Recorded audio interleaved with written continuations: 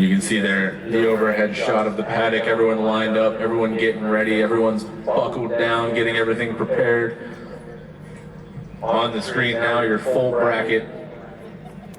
Looks like Colin Gillespie going to be starting off with a buy run. Going to make it nice and easy, give you guys an opportunity to just see the layout for what it is.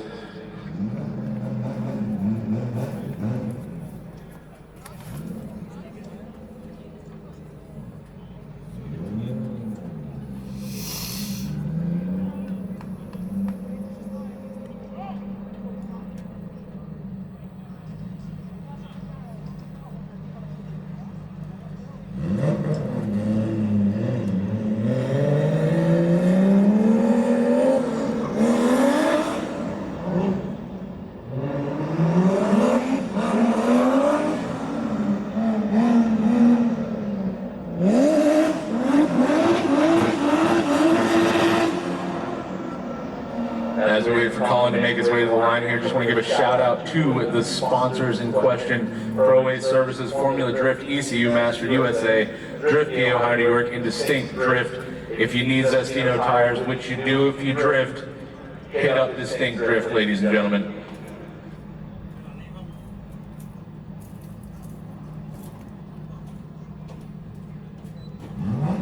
He gets the thumbs up. I'm going to keep my mouth shut so you guys can just listen and watch.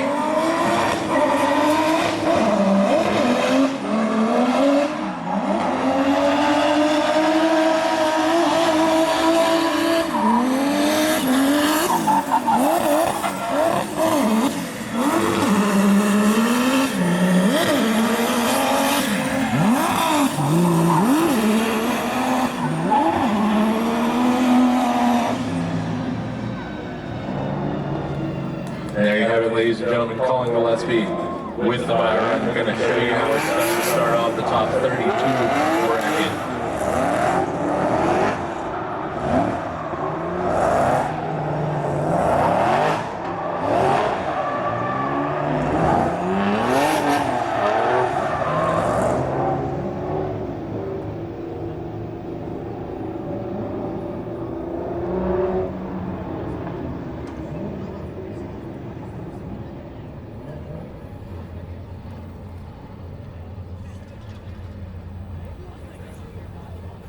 All right, on the line now, the winner of the seating bracket, Kevin Ferraro and Nick Johnson.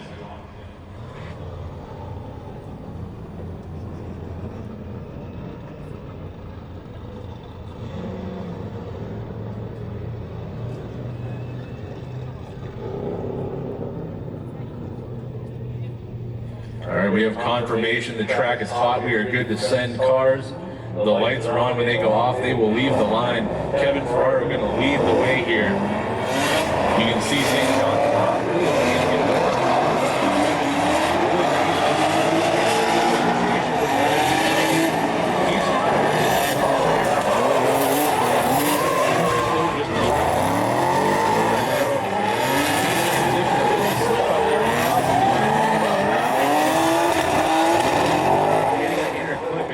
Putting it against the wall to finish off the run. Nick Johnson really trying to make up some space there at the end.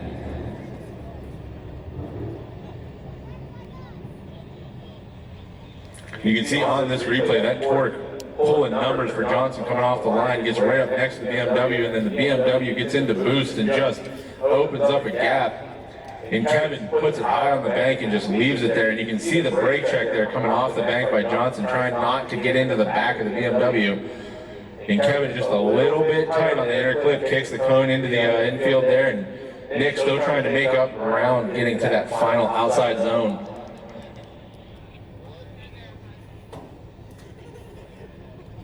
But Nick Johnson here will get an opportunity to answer back. We can see what Kevin can do in the chase. Kevin a little bit there on the line.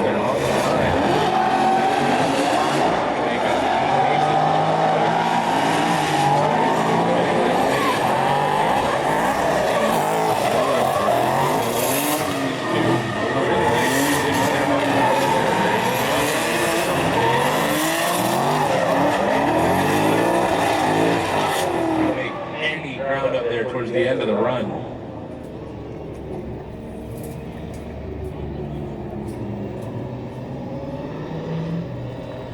You can see that on the replay. Kevin just not getting off the line there with Johnson in the Mustang.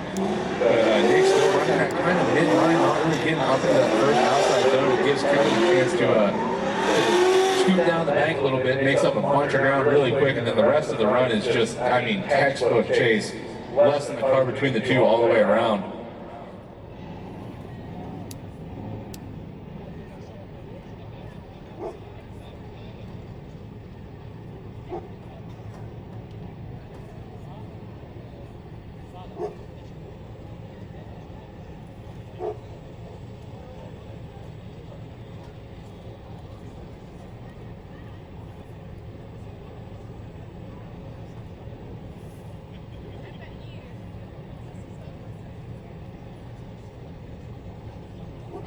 Looking here in the live chat, people seem to be pulling pretty hard there for Mr. Ferraro, and we can only wait to see what the judges say. And there you have it. It is unanimous. Kevin Ferraro will take the win over Nick Johnson.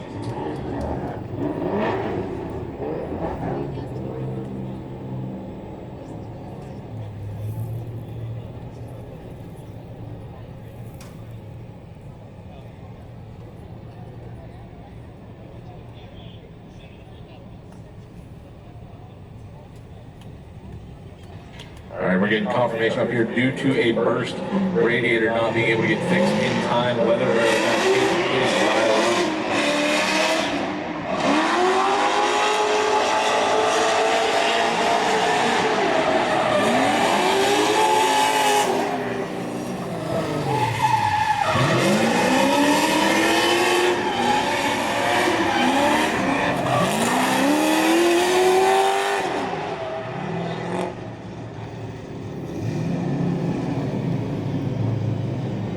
and that is Josh Weatherborough in that big LS-powered BMW 135i.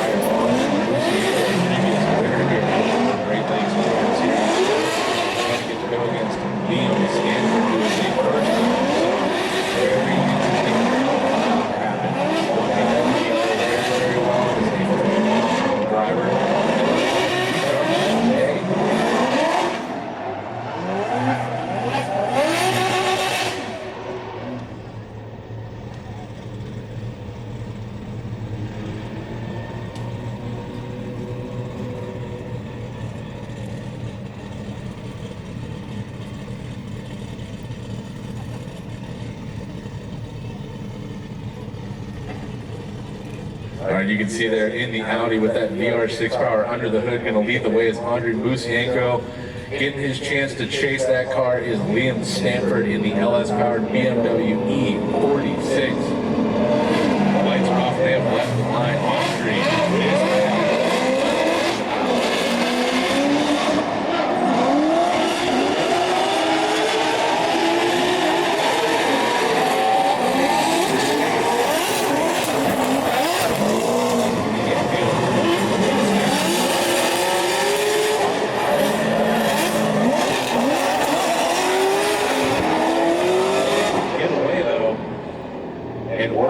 come out on your first competition battle for the top 32 bracket against Andrei Musienko, a known shark in the water, to just put it down with such confidence there in the chase.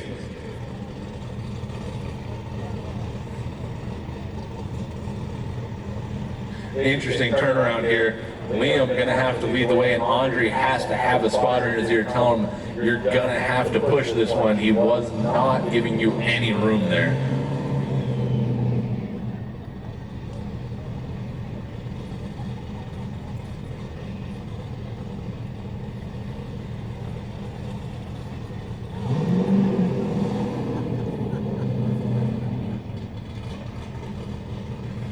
All right, bit of an interesting stagger here for Andrei.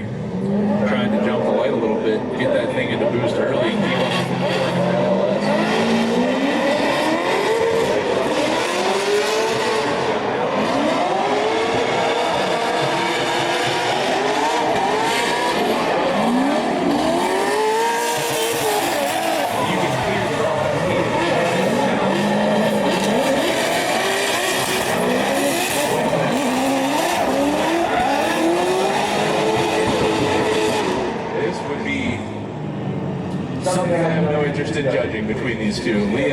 fantastic job on both sides. Andre, the chase was looking a little shaky.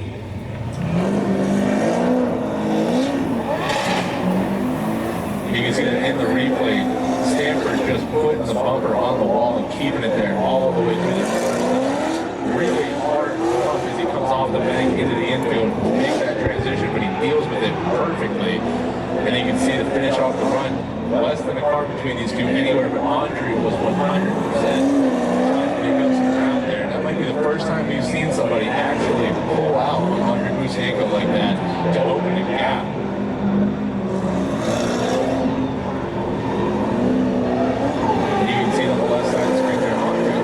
Shaky initiation there and Chase as well. This is really, really interesting. A little bit of a gap though from Liam in the chase on Andre. And you can see in the chase, Liam drops the tire on the back of that second. So there's a little bit of fault here on both sides. Not really sure how the judges are going to look at it, but my goodness, what a battle to start off the night here.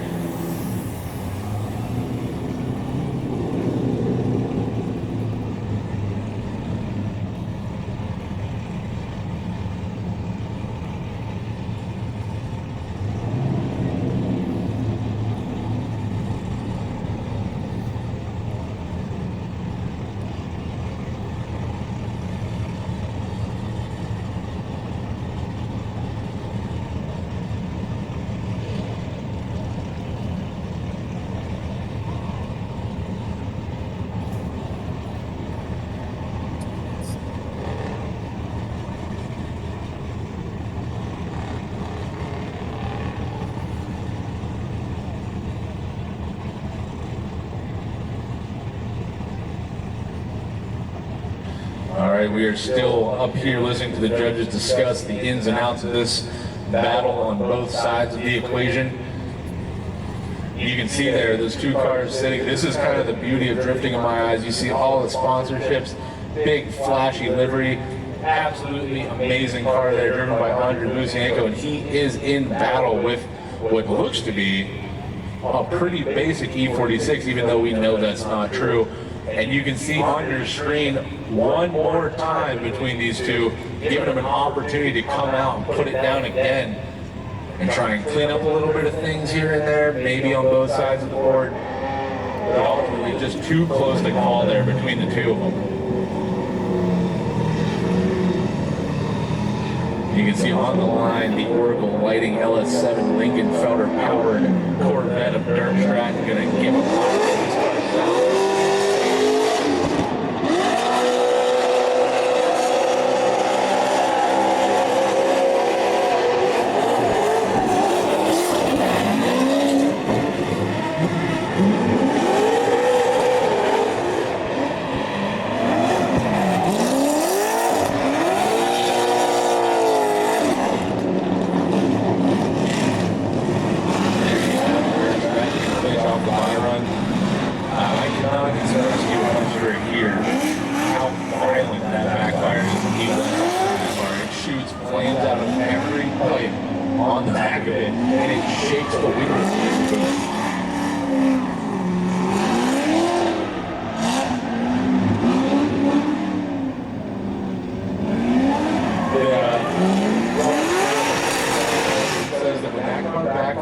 It maxes out all of the audio limiters on all of our sound equipment in the booth.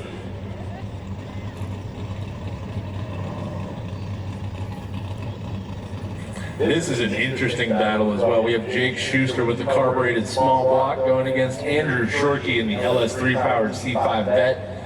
Earlier today, Schuster, I would say, put down one of the best competitive runs I think I've ever seen him run. Amazing to see him making progression the way that he is.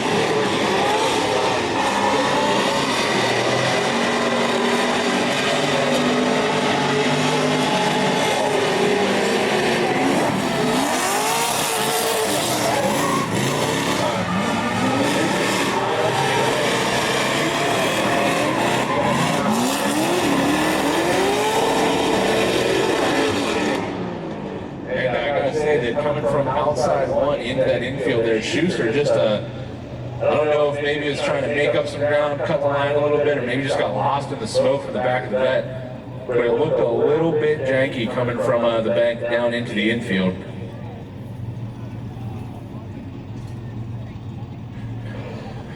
And you can see just the difference between these two cars, the amount of smoke coming off the back of the vent, and you can see right there, Schuster just kind of peeks through the smoke and ends up a little bit shallow, and he's got to dig his way back out. Shorty, though, unfazed, just staying on line, doing everything he needs to do there in the lead. And really interesting to see what happens here. I know that Schuster was running a really, really nice lead line, and I'm hoping that Shorty saw that and has the confidence to really get up there, because Shorty is one of the most fast.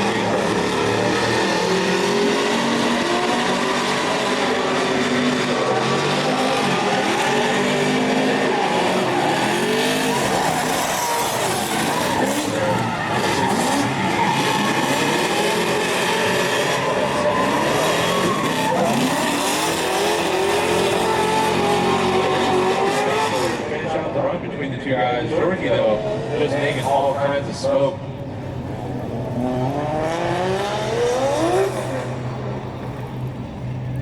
And you can see here on the replay, this initiation, Shorty, I don't know if he's stepping back a little bit, maybe trying to give some room, but good 3, 4, maybe even 5 car gap there between him on initiation and Shorty trying to make up some ground there around the bank. And he's just dipping a tire into that zone as Jake Schuster in the lead now through that outside zone in the infield, past the inner clip.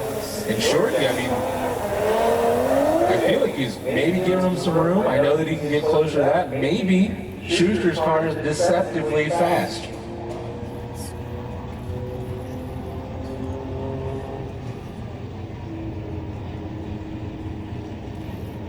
All right, Andrew Shorty will indeed move on over Jake Schuster, but not for the lack of fight there from Jake. Got to give it to him, buddy, for putting the 36 is not the first guy you want to pull here in the first round of bracket. All right, this is Troy Manners here, going to get to take Troy, no stranger to this competition.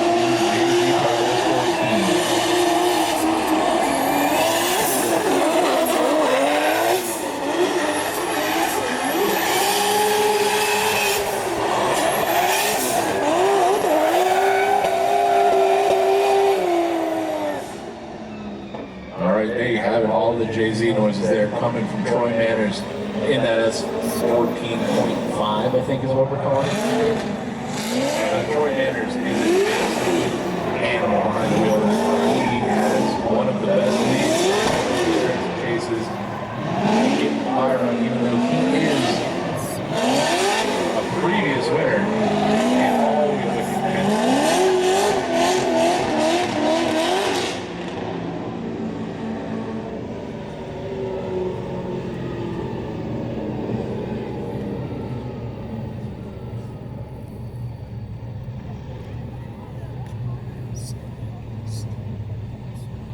All right, on the line there, Elliott Rose in the supercharged LS FRS, I believe it technically is, and Henry Donahue in the big 414 2K.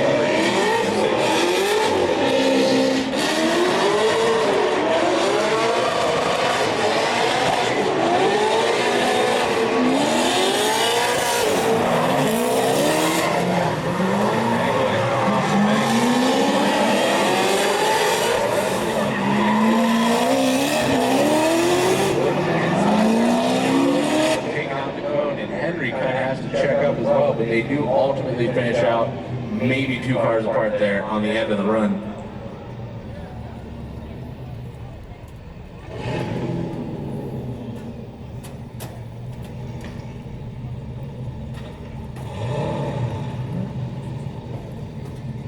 You can see there, coming through the infield there in the replay, it looks like Henry kind of tries to get in right next to the FRS. You can see Elliott just kind of goes a little inside. I'm not really sure that Henry had anywhere to go there because he was trying to get close to the side of that FRS and ended up just kind of getting choked up a little bit.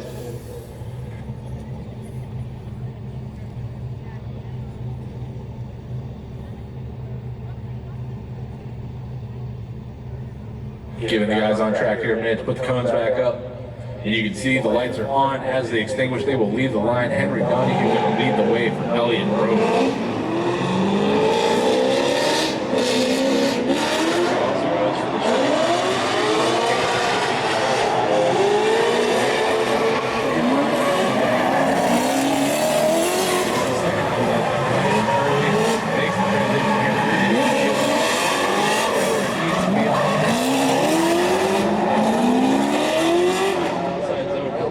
Maybe three and a half cars back there to finish up the run.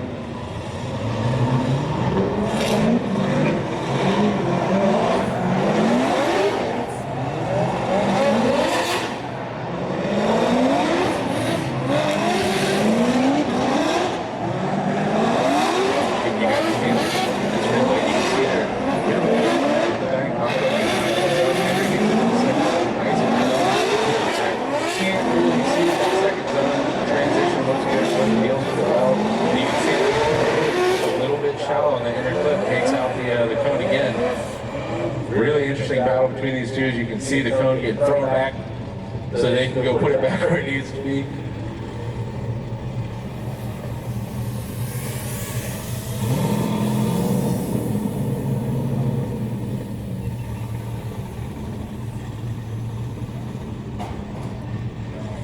As we wait for the judges' deliberation here, I'm just going to take a chance, do some interaction here on the chat for the YouTubes. Seeing the media guy looks like he's having a great time on grid. Always. Media guys are always having a great time. Shout out to all those. You can also see Squigs down there with the shout out Garden Valera. Absolutely. Shout out to all the media people here today. They're also helping out reset the track when we need it. So a huge shout out to all those guys. Thank you for being here. Putting a side by side there up on the screen. You can see, I mean, Elliott Rose has a pretty decent gap on Henry there coming out of the bank, but ultimately goes 2 tires off in that third outside zone, and then a little bit shallow coming to that inner clip. And on the other side, Henry kind of run the midline on the bank, doesn't quite get up as high, so there's a little bit of funk here on both sides of the map. Just going to see how the judges want to look at it.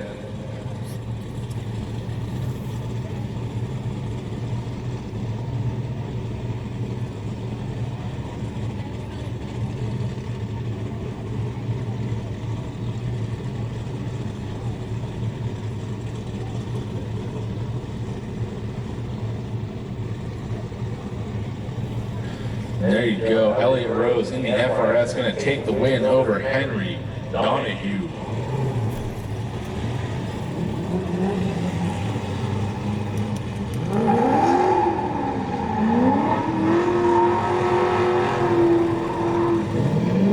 All right, on the line now, I'm going to see the one more time battle between Andre Bucienko and Liam Stanton.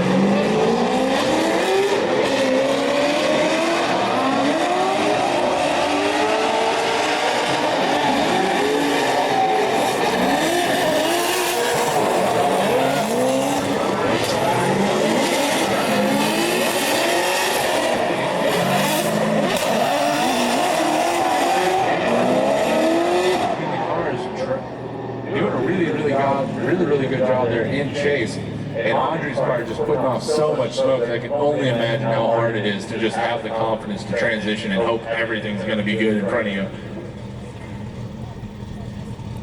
You can see that what I was talking about. Liam has to put some angle into the car to avoid putting it on the wall, and it ends up driving him down the bank just a little bit. Andre, though, absolutely fantastic lead line. You can see the sparks coming out of the Audi there. That transition from the bank to the flat of the infield is pretty rough. And they're finishing off maybe 2 cars between the two. Andre once again doing a little bit staggered start, probably trying to get the Audi in to boost, try and make up some gap there on the LS.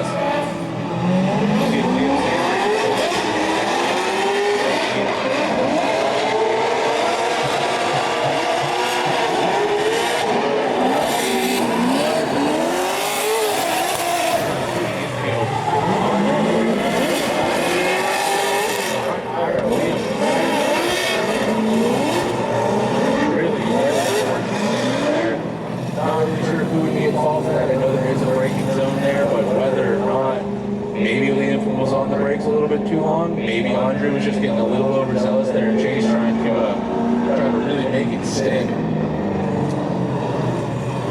take a look at the replay. You can see the initiation working really well for Liam. It was nice and high on the bank. He stays in the first outside zone all the way around. Sparks coming off the back and out to the bank as well. You see actually, I mean, maybe Liam already over-rotating and Andre just doesn't really have anywhere to go.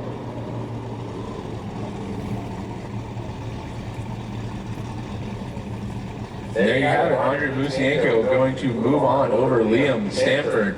I'm assuming that's what I said was correct then?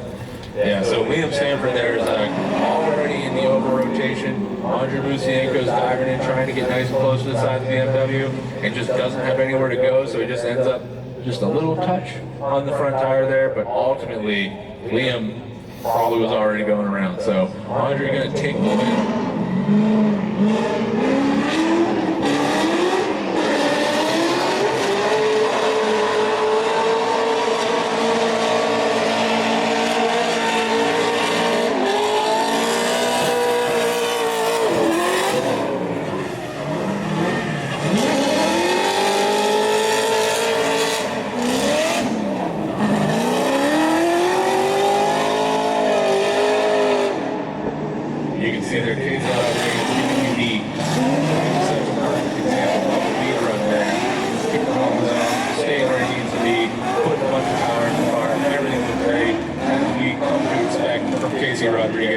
Shout out to the Eat Fleet boys. I know Pernstar's down there watching in Florida. I know the Mama Boss and Alan Boss are here as well. And I believe Brendan Fraley is on the team these days as well. Shout out to all you guys.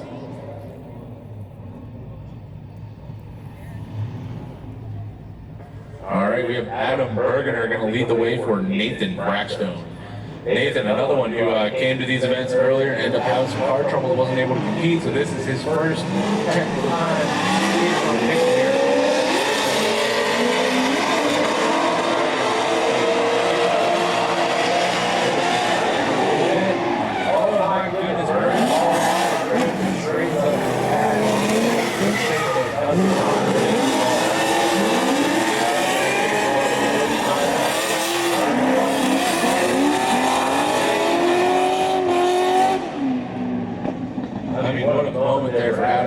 In the lead, puts it up on the bank where it needs to be, gets into the zone, and the car just might not have the forward drive or the wheel speed to keep him in drift there. But a fantastic save, and Nathan Brackstone, kudos to you for not getting into the back of the 240 and just driving him into the wall as well. And you can see it there, it just falls out and drift, a little touch maybe on the wall, and Brackstone just over-rotate there, just stay out of the way. Don't hurt somebody else's car if you can avoid it.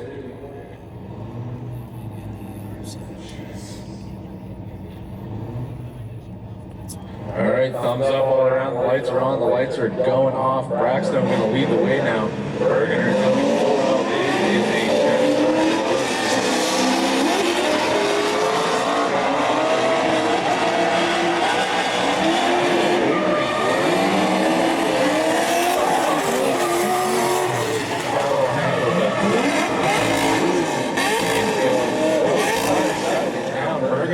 and it sounds like Brackstone went to let the clutch out and went straight to limiter, and there's a lot of smoke coming out of the back of that car. Maybe some clutch slippage, maybe just a full-blown clutch failure there, but something from the engine to the rear end is not connected anymore.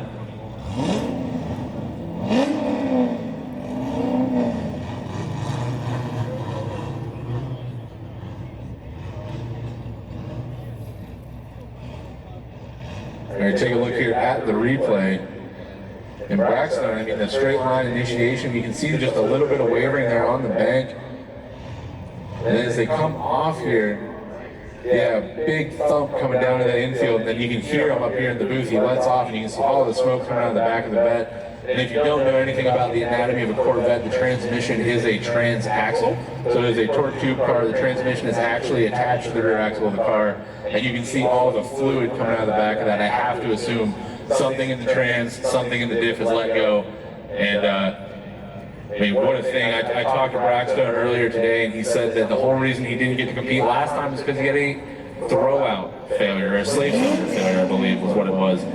So just plagued here with drivetrain issues. Unfortunate for Nathan Brackstone. Adam Bergener, though, may have just got a bit of a gift there with that lead run that he had. It looks like the judges are going to go one more time. I don't really see a world where Brackstone can fix that car in time to get back out, but I mean, Godspeed, brother.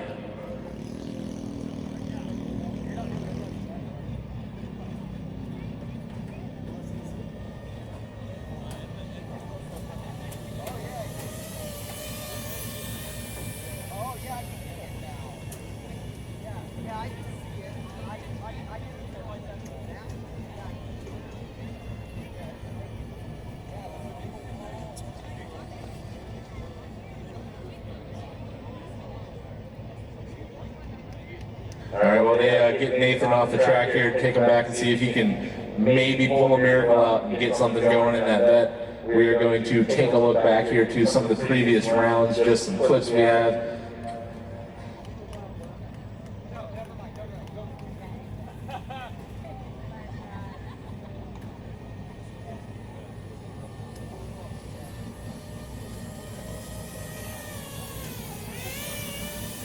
I can see one more time in a not fun way. Yeah, that's never what you want to see. Kind of both sides of the coin. Everybody's got to get it cleaned up. You can see there on your screen, Dirk Stratton leading the way for Alan Boss at one of the previous rounds. Both of these guys, Dirk, FD, if you've seen it, you've seen it. If you've been around drifting for enough time, you know the man. Nick Johnson here leading the way for Andre Busienko. And that is Josh Leatherborough being chased by Jake Schuster there in the wet. Which kudos to anyone who can compete on this track in the wet. This center infield here is a different surface than the bank and the straights, and it gets very greasy very quickly. That is Mo Alderman getting chased by, I believe, Troy Manners.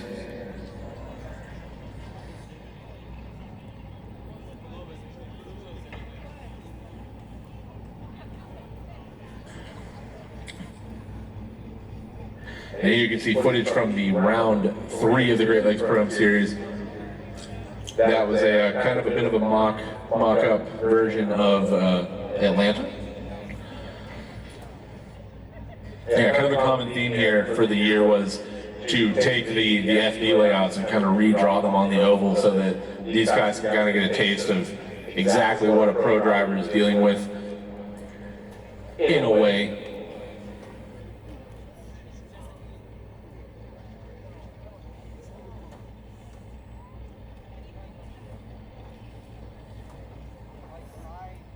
All right, you can see on your screen there Dirk Stratton and Troy Manners. Ben Bruno being chased by Casey Rodriguez.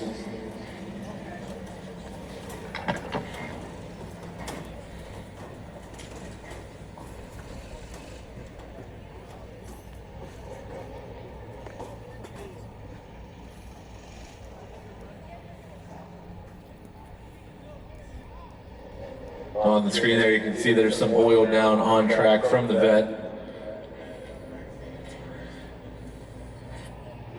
While we give these guys a chance to get all this cleaned up, just want to reiterate once again, this is the Great Lakes Pro-Am Series. This is round 4. This is the grand finale. This is sponsored by Pro Way Services, Formula Drift, ECU Master USA, Drift PO High New York, State Drift. Whoever wins the series gets their pro spec license. We are a FD sanctioned series, so a whole bunch on the line. And you hate to see a guy come out, especially Nate. I know I talked to him earlier. I was doing tech with the guys over in the barn, and he had mechanical issues, wasn't able to compete in round 3, makes it out to round 4, car seems fine, everything's working great, and now this, just a really, really unfortunate series of events there. We are getting word that the Corvette is indeed done. Adam Bergener has came down onto the track, rolled across the line. That's enough to get the Byron out of the way to finish the other half of that, or to finish the one more time, I guess, not the other half. So Bergener's going to move on, ultimately.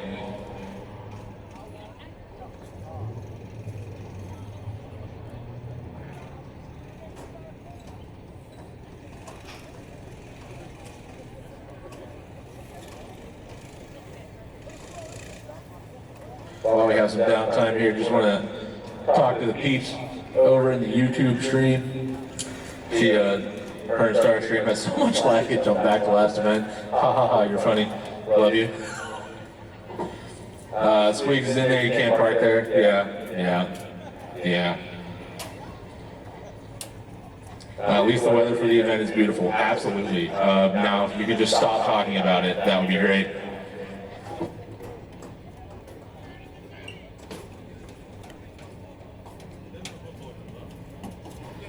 Spiral says at least it looks like it's all mostly off course.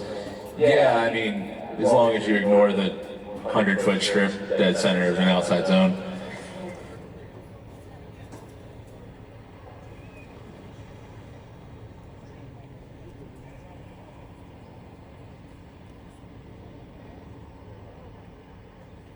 Shmal says you'll have that on these big jobs.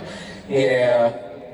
I mean, that is the nature of the beast here with drifting. You build something, and it'll work perfectly right until you bring it to the racetrack, and then it does all the things that race cars do as good as they do.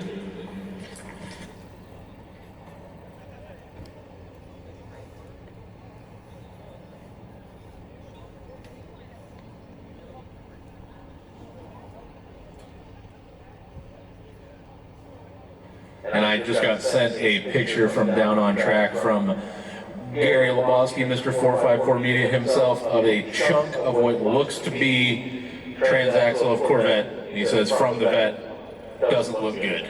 I said, yeah, I would have to agree. Like we said earlier, got confirmation the Corvette's done. All the fluid that was inside the trans/diff is no longer there.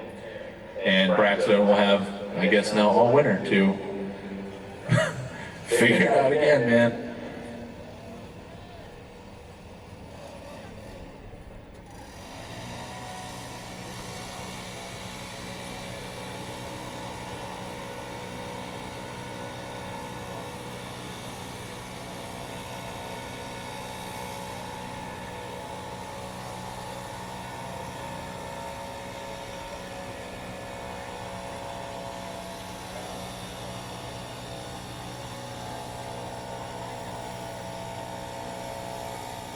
Swig says, best question is how you doing tonight, Zach? I'm doing great, man. Happy to be here. Weather's been nice all day. I've been hanging out, talking to everybody. Now I'm up here in the booth playing Lone Ranger, and so far it's going all right. I also have microphones up here that I can force on the judges anytime I want. I like having that amount of power over them, so I'll be enforcing that later, I'm sure.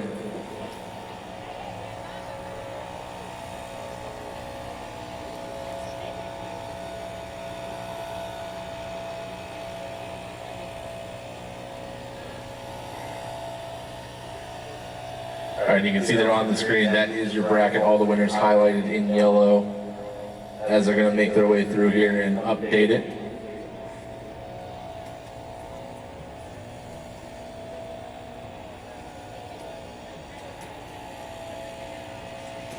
What exactly are they putting down on the track? That is oil dry. It's just a really dry substance. We typically use kitty litter if it's in the garage here. It's an actual thing. It's just very hygroscopic. Anything fluid, it takes it in, you can blow it off, and the next thing you know, track's dry, everything's good to go. A little bit of dust down, but that's it.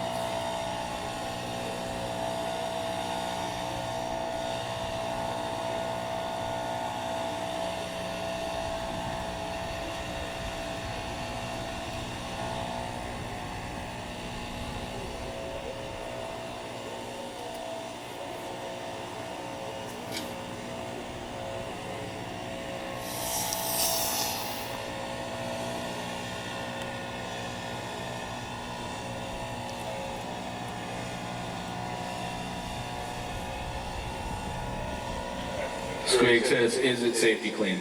I have no idea, man. Maybe. Probably. You seem to know more than I do.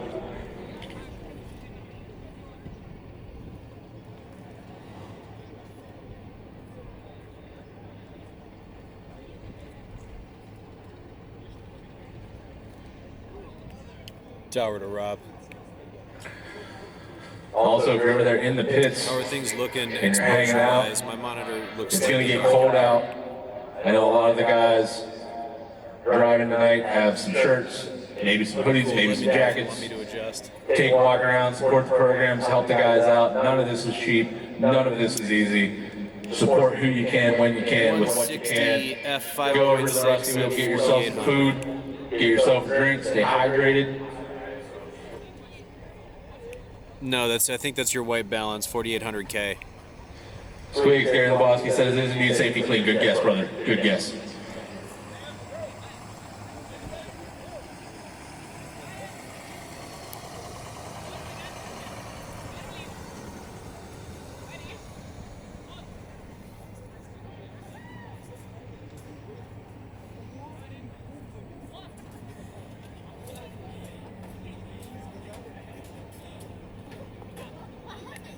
Copy.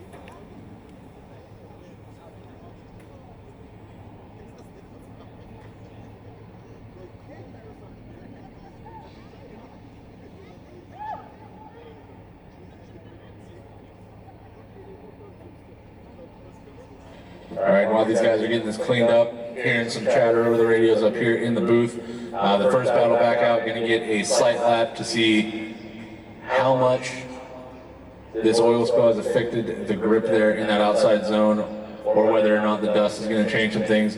It does for a couple of minutes, and then once it's all kind of displaced by rubber and all other means of dust and things, it's pretty good to go. It looks like Eric Kananowick's making his way down the chute there.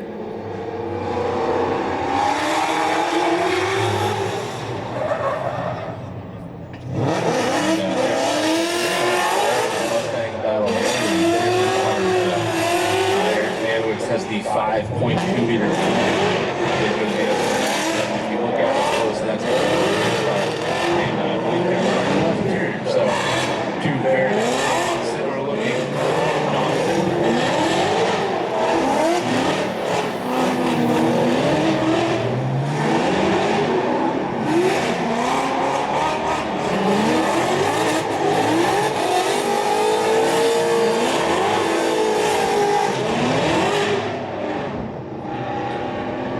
Star there says Mustangs do the thing.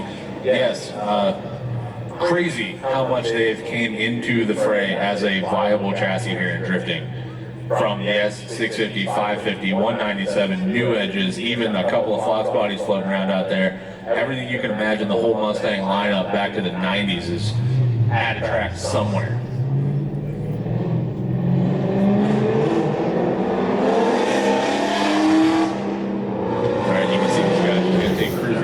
Take a look at that outside zone, see what the grip situation looks like before they go throwing off the bank into that safety clean, courtesy of Squigs.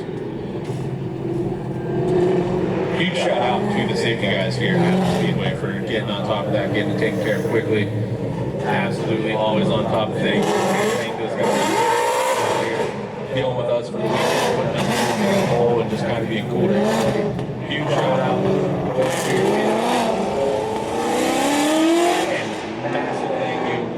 To AJ Moore, the track manager of this speedway. I know he doesn't like to be shouted out, but I love you, buddy, and thank you for having us all here.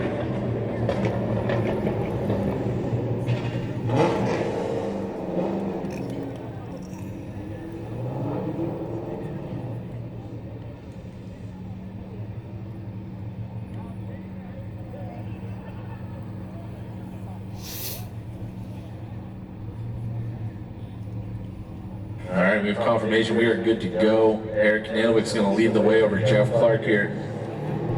All right,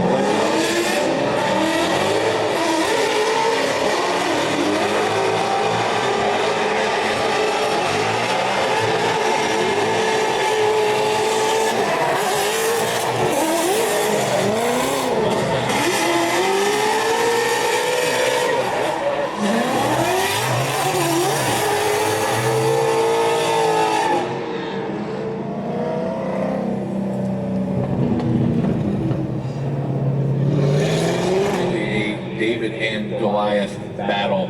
Jeff Clark, relatively, I don't want to say low power, because that's insulting, that's not right, but lesser power than Eric Kananowicz. And Kananowicz, I mean, if you get a chance to go up and look at that car, please go up and look at that car. It is insane what is underneath the hood of that thing.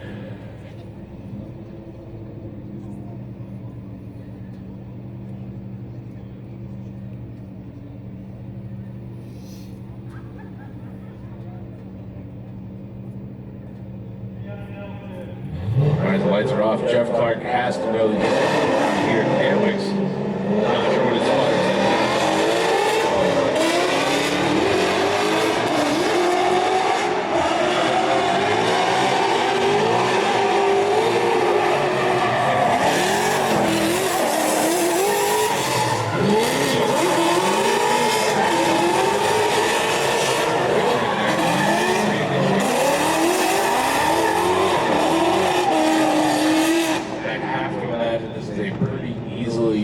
Battle here. Kananowicz doing a phenomenal job in the lead, putting that car everywhere it needs to be.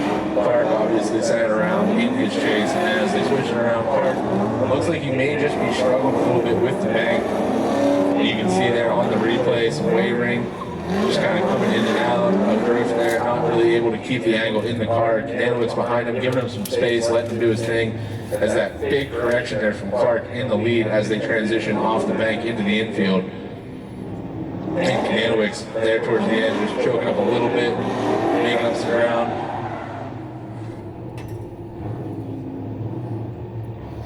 Eric Kananowicz unanimously going to move on over Jeff Clark.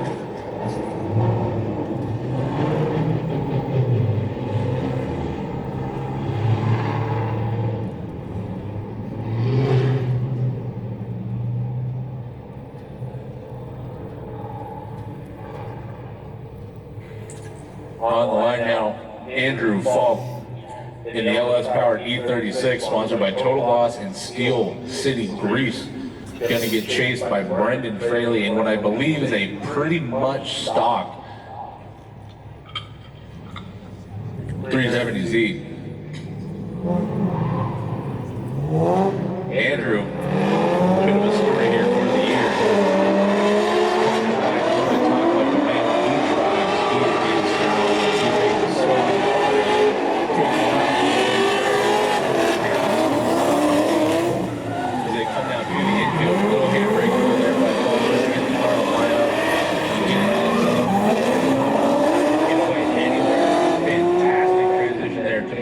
To the end of the run in that final outside zone.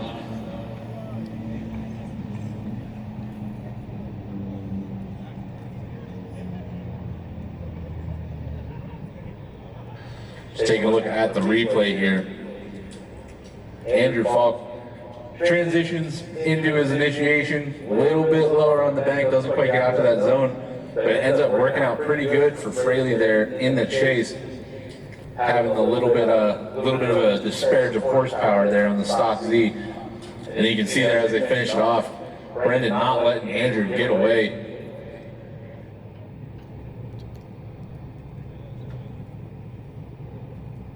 All right, thumbs up, the lights are on, and they are off. They have left the line. Really interested to see what happens here.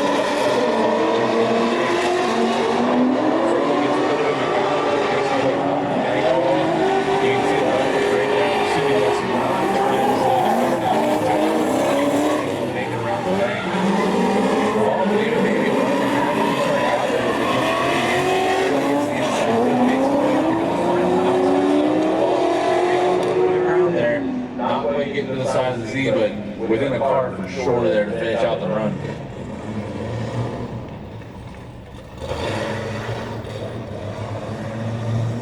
Taking a look now at the replay.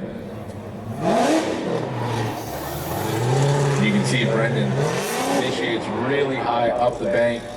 Maybe gets tired into that first outside zone, but still maybe on that third, not quite getting all the way.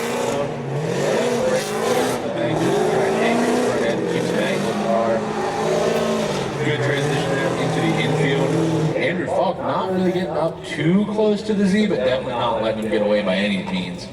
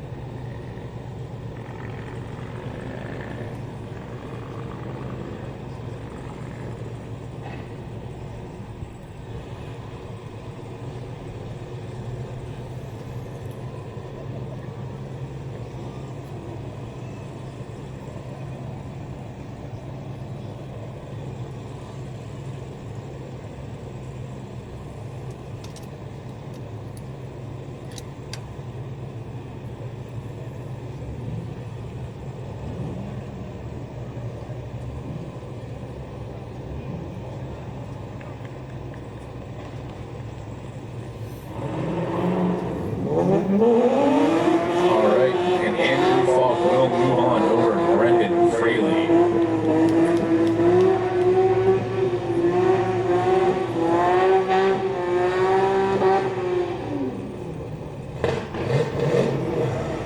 All right, you can see on the line, Alan Ross going to take the fire.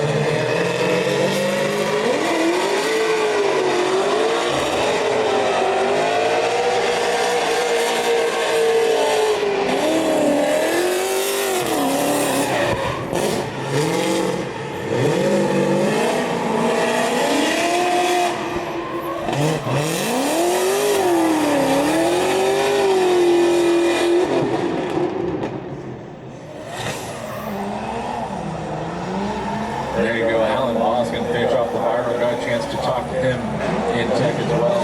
Alan running on a 235 rear tire tonight with 265 being on limit. So take a little bit of grip out of that car. It is a Pro 2 car. It's very powerful. It is very fast.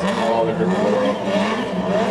So maybe just trying to make it a little bit more comparative to other cars here on grid today.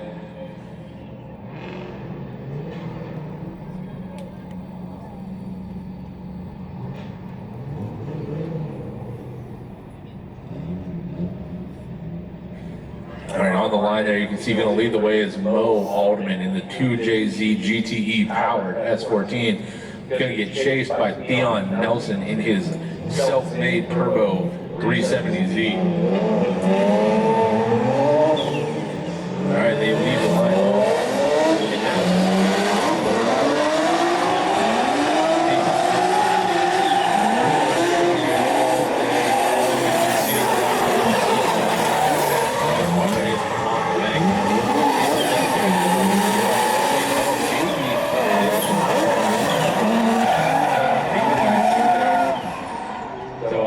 In the world there for Mo Alderman, but coming off that bank to that outside zone is just, you're scrubbing so much speed there, it almost might have been him a little bit.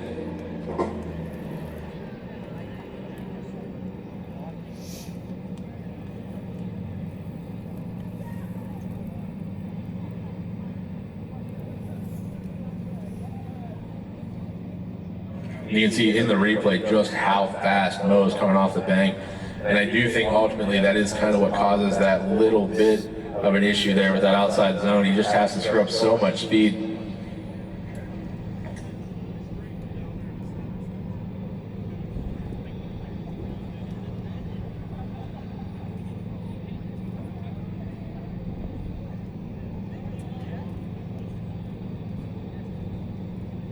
All right, just giving the guys a chance to reset the cones here on that outside zone. The lights are on. They are off and they're going. Theon going to lead the way now for Mo.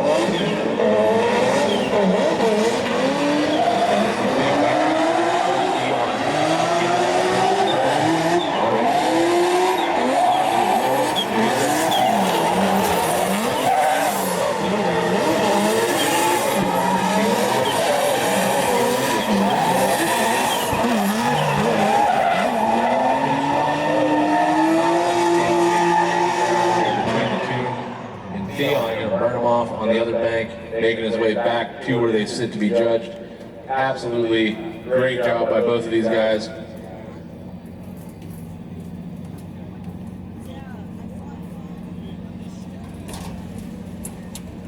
All right, taking a look here at the replay.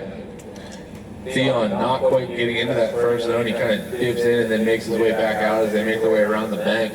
And you can see just how quick Mo can make up ground there on Theon through the infield.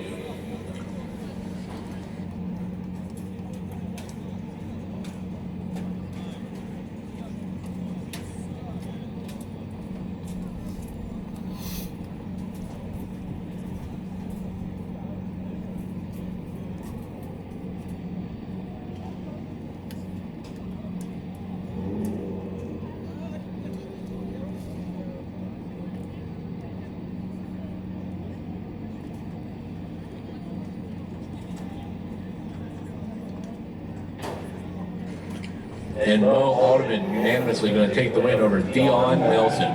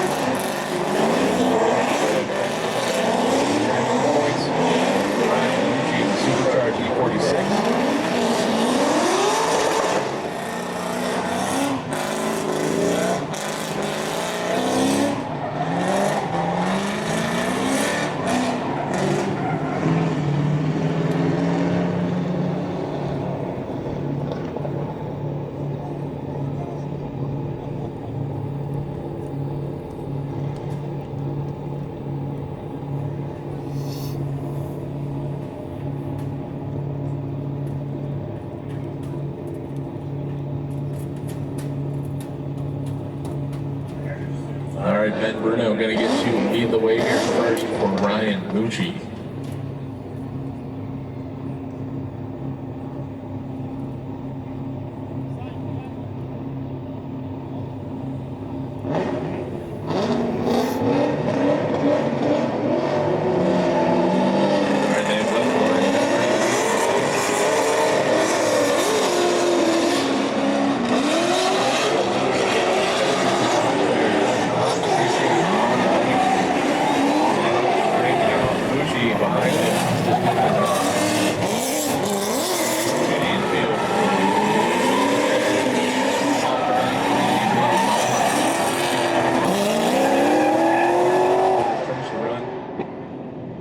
Really unfortunate there for Ben in the lead, not able to get the car to initiate for him on the bank.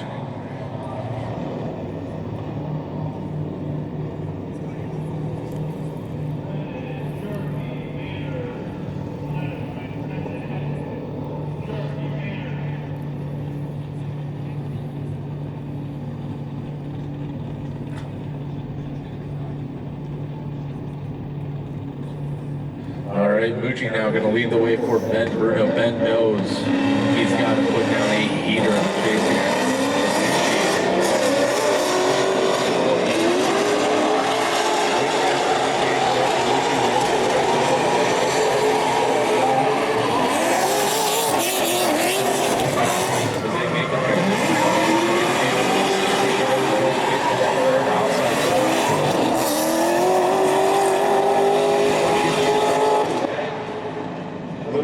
They're trying to make up some ground, maybe.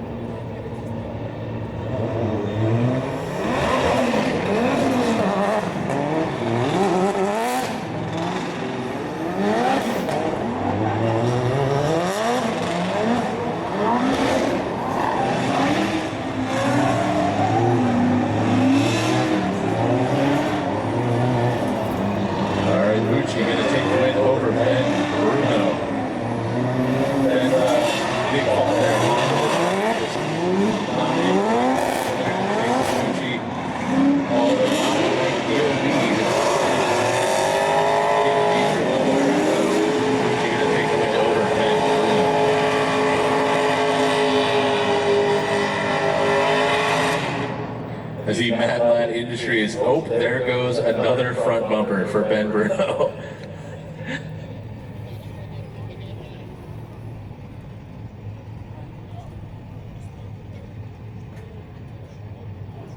All right, give it a chance there. Take a look at the side of Kyle Hoyer's G35 LS Power under the hood of that car. On the other side, Josh Dennis with the extremely unique, very interesting swap, K24 Turbo under the hood of that E46.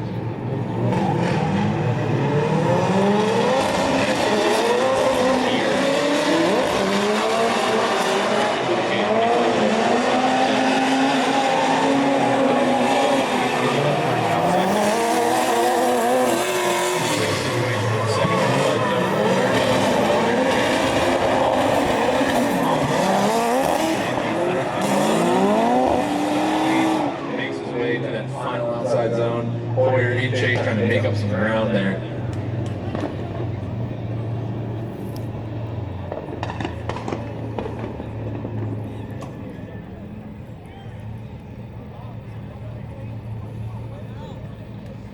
Give you guys a chance to take a look at the replay. And you can see there, I was saying, Dennis not quite getting into that zone. He's got a tire on the line, but that's the bottom of the zone. And the same situation with that second outside, and Hoyer just goes a little wide there. Not able to make up the ground, and Dennis going to finish it off. Hoyer not even in the screen there to finish off the run.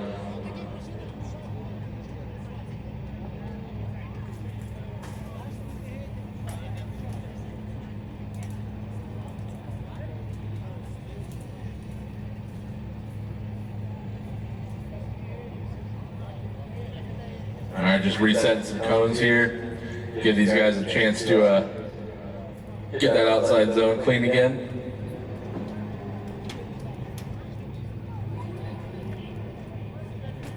Give Hoyer a chance to lead for Josh Dennis.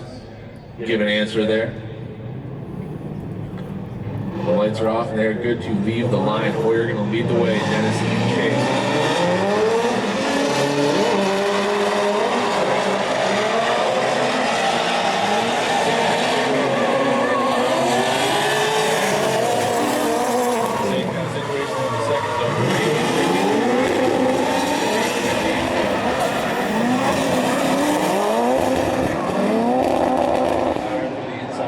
Finishing off clean there against the wall.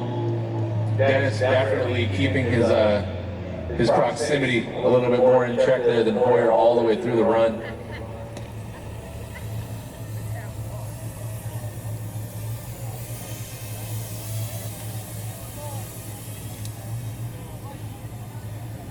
You can see there on the replay this transition from Dennis almost getting into the back of the G35, but checks up well and ends up right where he needs to be. Hoyer just a little bit shallow on the inside clip, but Dennis just following the line, doing what he needs to do.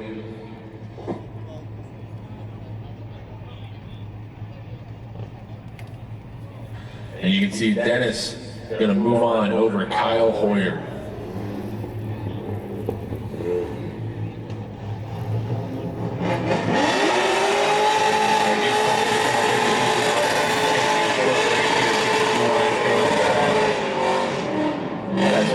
Burn out there to leave.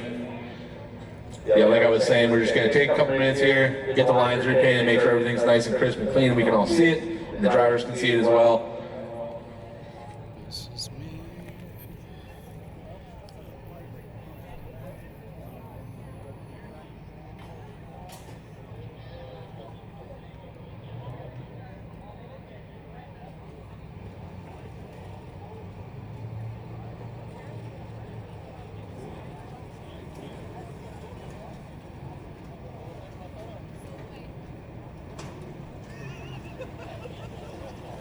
All right, while we take the break here, you can see the bracket is up on screen.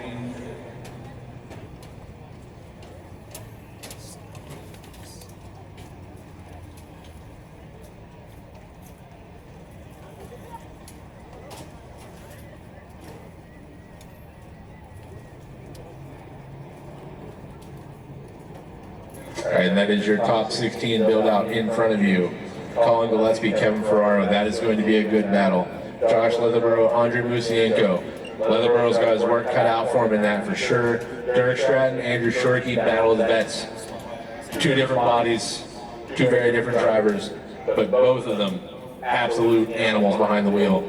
Troy Manners and Elliott Rose, that is going to be the work is cut out for Elliott for sure. Casey Rodriguez and Adam Bergener. Bergener going to have his work cut out for him there. Eric Kananowicz and Andrew Falk. That is a David versus Goliath situation. Alan Voss and Mo Alderman. That is a finals level battle here in the top 16. Kind of drives down the bank as they make their way through, but keeps the tire on the line all the way through. Andre, though, less than a car between the two everywhere, and you can see a little bit less angle in the Audi, but he's using that to just sneak up to the side of the 135 with Josh.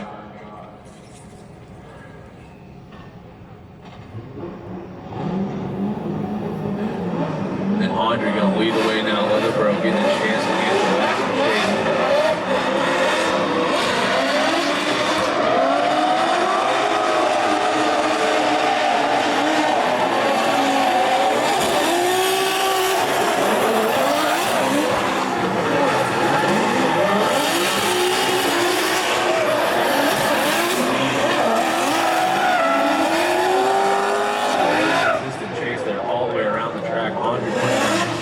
Lead line for Josh and Jason.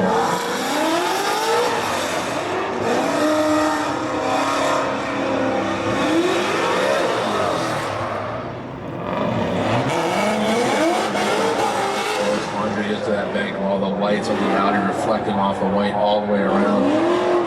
Leatherborough doing an extremely good job there in chase. Nice consistent gap between the cars. Not really able to make up any ground on Andre, but definitely not getting left behind by any means.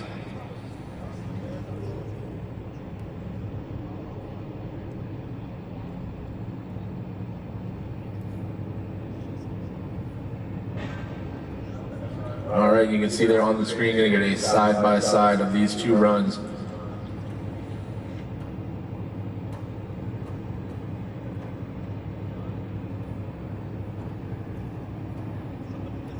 You can see that Andre pretty consistently running a little bit less angle than Josh everywhere, but it allows him to make that forward drive to kind of keep the proximity tighter.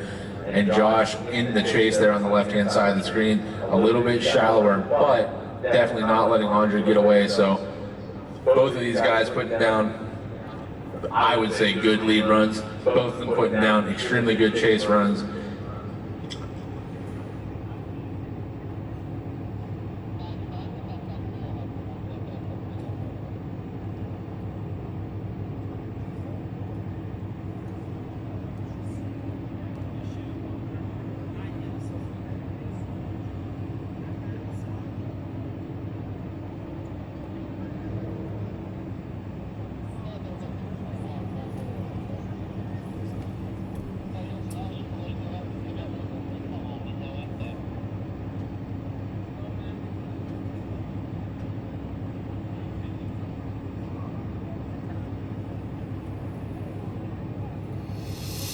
All right, there you have it. 2-1. Andre Musienko going to move on over Josh Leatherborough.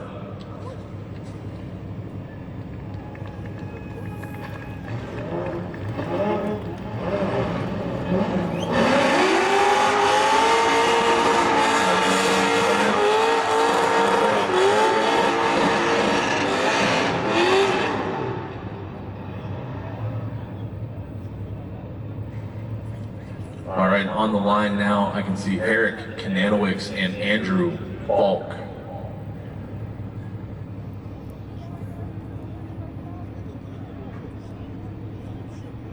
Eric Kananowicz with the Voodoo Power under the hood of the Mustang there, Andrew Falk with the LS.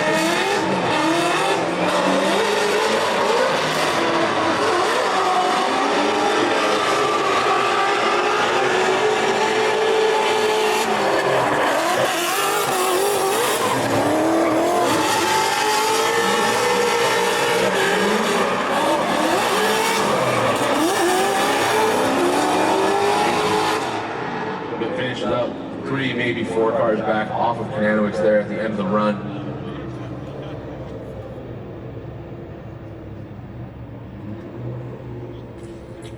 Take a look here at the replay, and you can see Kananowicz full acceleration, then he goes to weight transfer, and the car just kind of straightens up on him. I'm not sure if you can pick it up on the live stream. I'm sure you can, but up here in the booth you can hear it just went straight to limiter, and he ends up having to maybe kind of jam it into gear there. And I know that he's had kind of weird transmission issues in the past. Hope he's not getting plagued by that again. But Falk kind of backs off there a little bit on initiation. Never really does make up the ground through the rest of the run.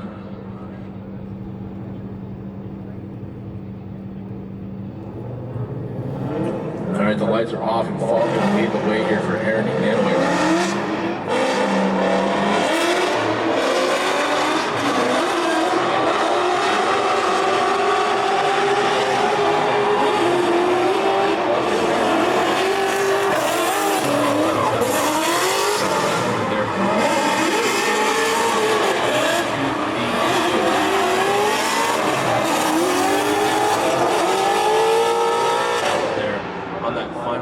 Zone, but Kananowicz within a car length of him all the way around the track.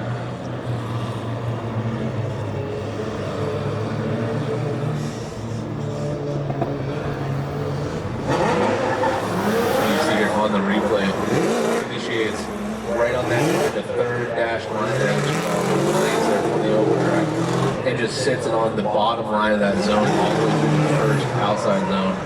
Gets into the second outside, good transition into the third, hits that inner clip, and then you can see they're just a little shallow on that last transition, but Kananowicz in the chase, not phased at all by that, right there on the door of the E36 to finish off the run.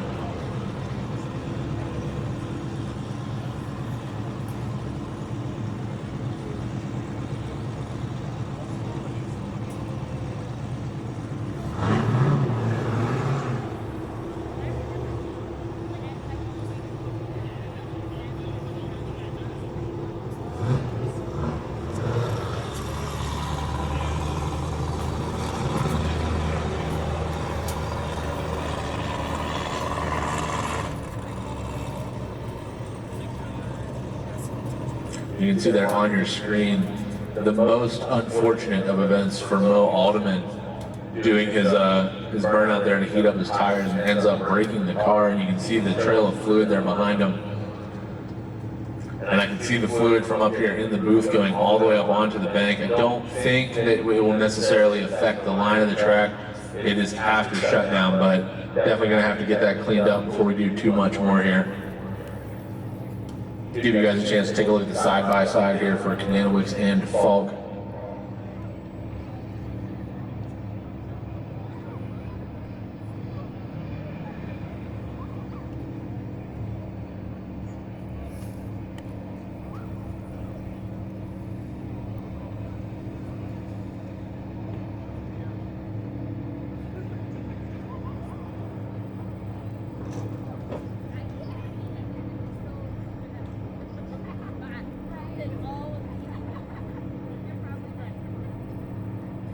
You can see Mo there out of the car with the hood open.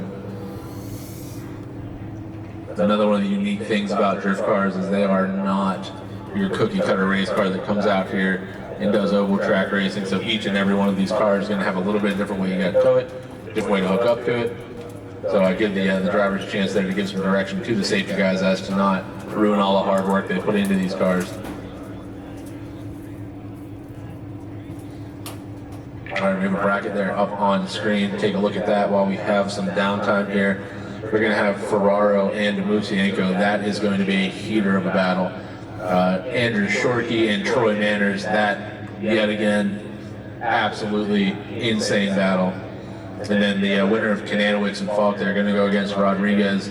Alan Boss in this situation. Lesbo can get that car fixed in his timeout, which judging by the amount of fluid, probably not viable. So to finish off your top 16, you will have Ryan Mucci and Josh Dennis.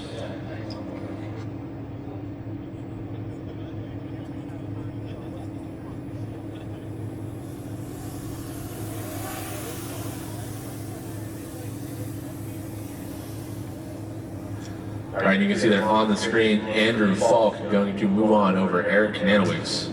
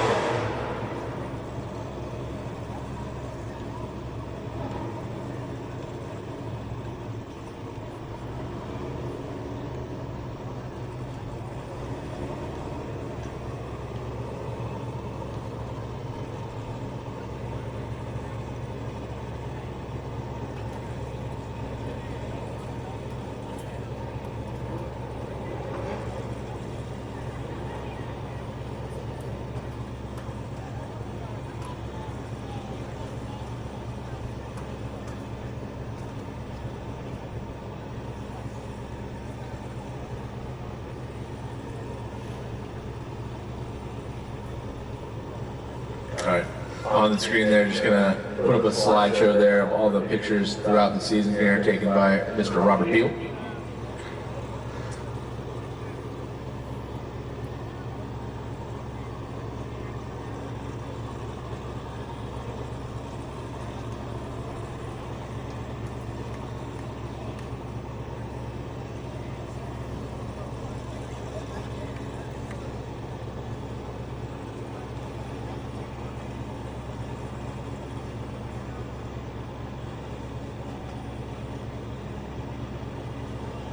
Brad Powell's car.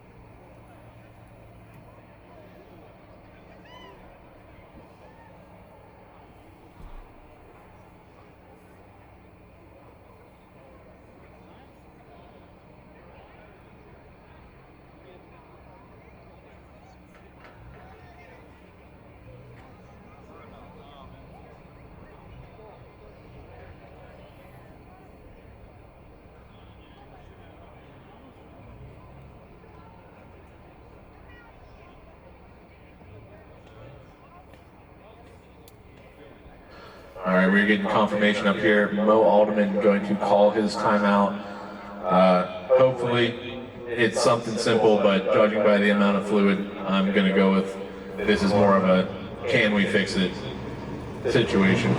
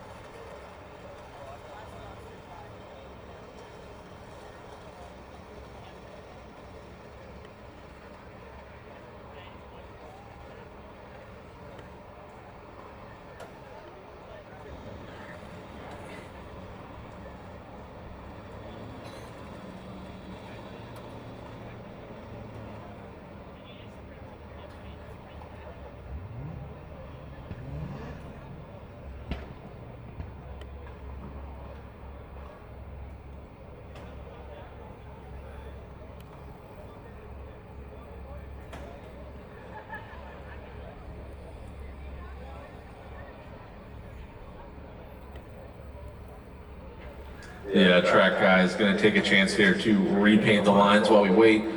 Mo Alderman going to take his competition time out, and I believe in the meantime we are going to do the Moochie and Josh Dennis battle. Yeah.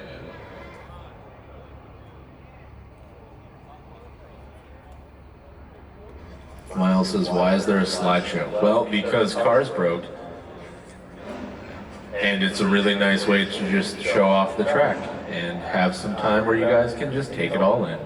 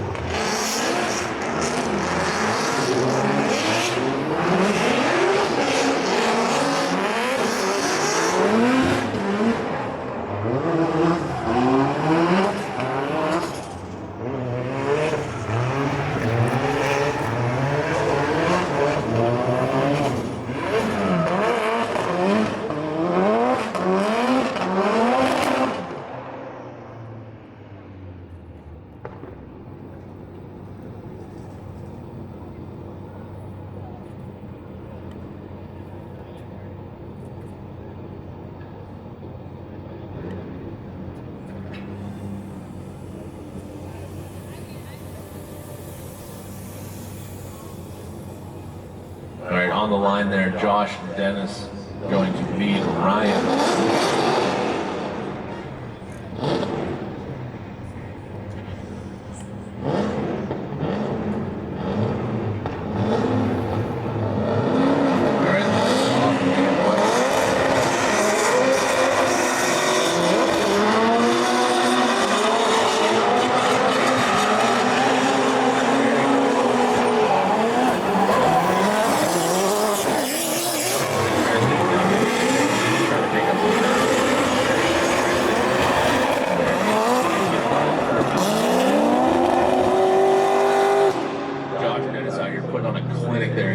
Moochie trying to make up ground anywhere he can there in the chase.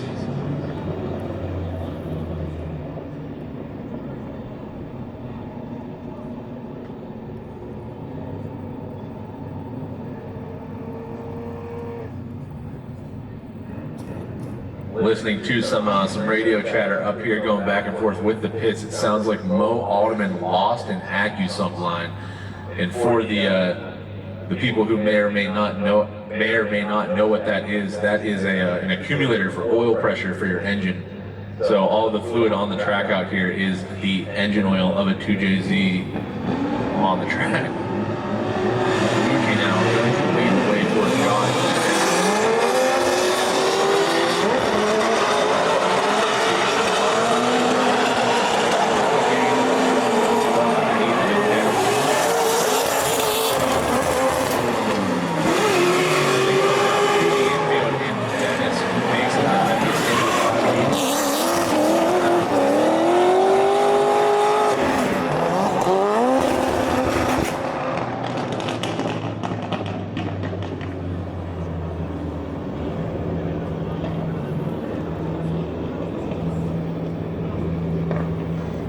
Taking a look here at the replay.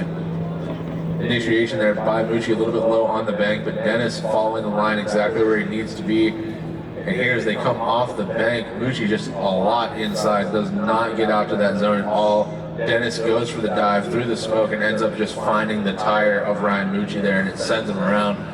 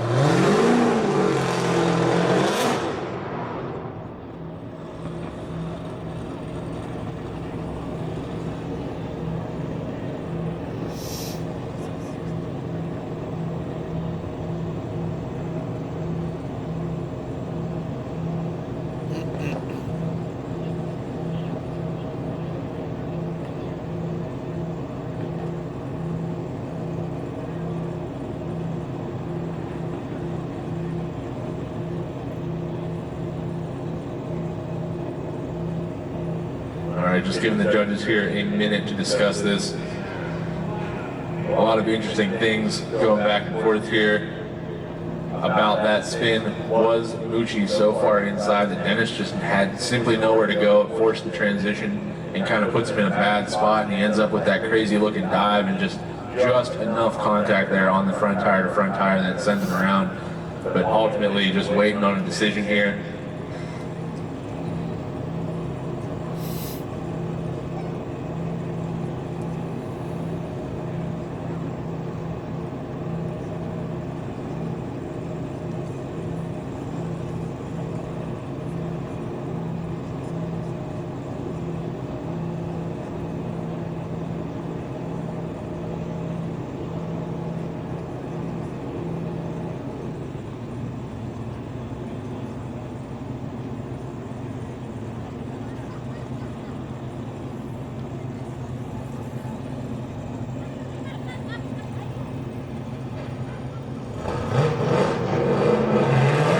Judges deliberate here on and off.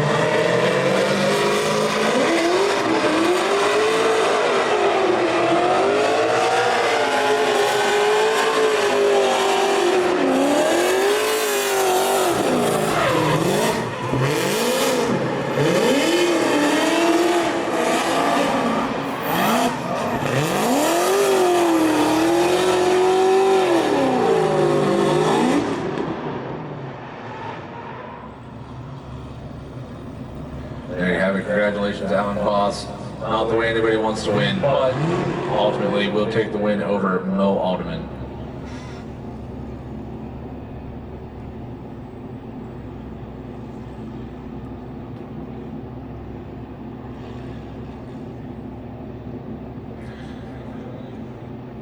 And there you go, Josh Dennis going to take the win over Ryan Mucci. I beat toward the end.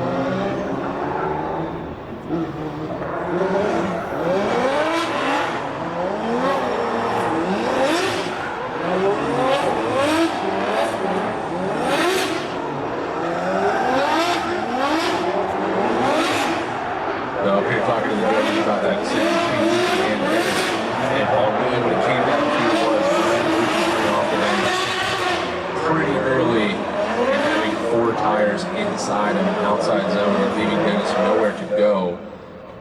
So the decision being made on behalf of Dennis was the early transition was essentially damage control, and what are you going to do at that point? Because had he stayed on line, that puts Dennis in the K-rails, and that's not good for anybody. So just an unchaseable lead, basically, but coming down to just decision-making on Dennis's part to try and shoot the gap and make it an early transition and still stay on the side of Mucci's car, and that caused the contact and just sent him around.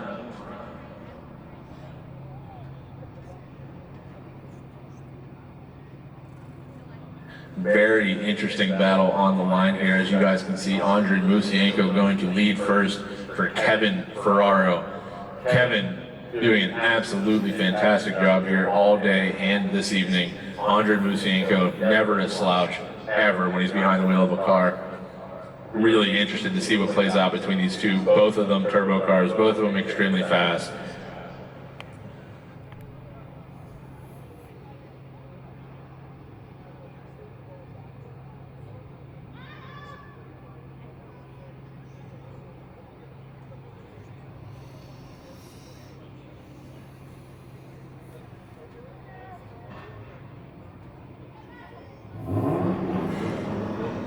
The lights are on. Andrei's left the line. Kevin a little bit slow on the line. They're going to take up the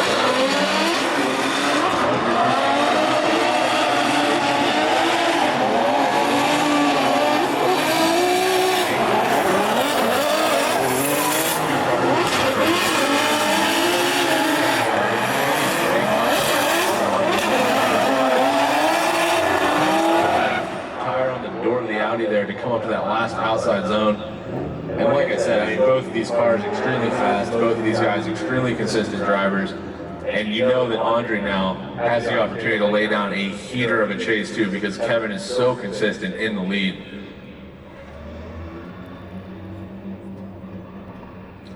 And you can see there on the run-up, just Kevin kind of getting left in the dust a little bit there by Andre, but he does make up the ground as they come around the bank now into the infield. Kevin cuts the line just ever so slightly, trying to make up some ground, maybe 2 cars between them. Good transition there by both drivers, and Kevin puts it on the door of the Audi to finish off the run.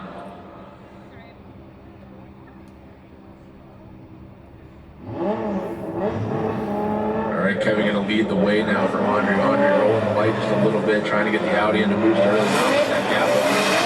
And you can see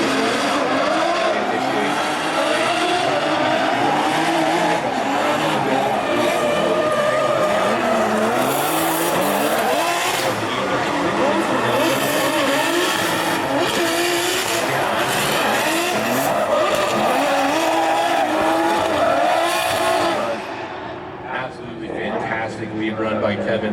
Andre, a little bit of an angle disparage there on the bank, but ultimately does not let Kevin open up a single inch on him anywhere.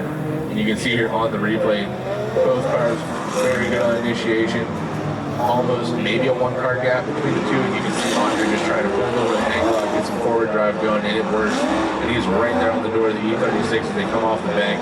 Kevin transitions into that third outside zone. Andre less than a car between the two there. A little bit of an awkward kind of transition there to make their way to that final outside zone, but it works out. Less than a car between the two anywhere the entire run.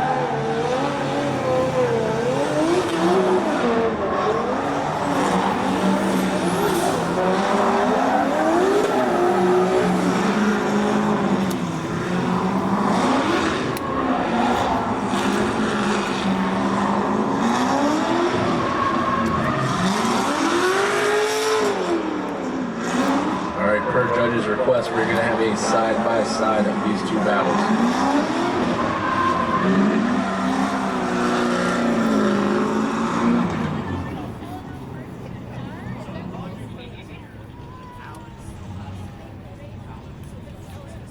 You can see there on the bank, not a crazy amount of difference between the two. Kevin able to make up the ground on Andre very quick there in chase, but Andre, towards the end of the bank, just getting right to the side of Kevin, all the way through that final outside zone as well. About the same gap on both sides of the battle. This is a tough one to call for sure.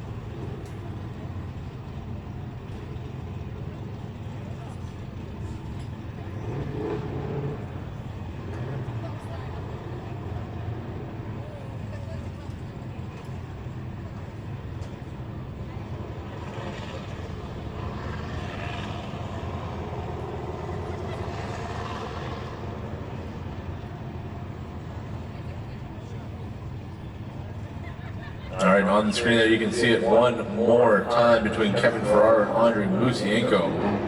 Give these guys a chance to go back, cool the cars down, re-rack them, come back out, and give it another shot.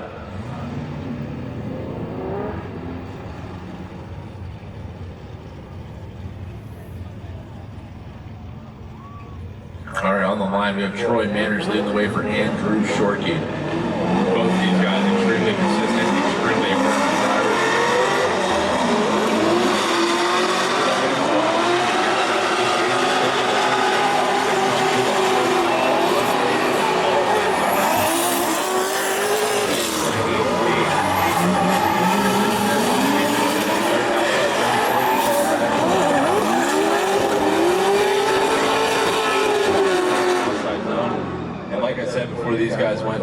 extremely consistent drivers and extremely aggressive. Chase, lead, doesn't matter. You know it's going to be good.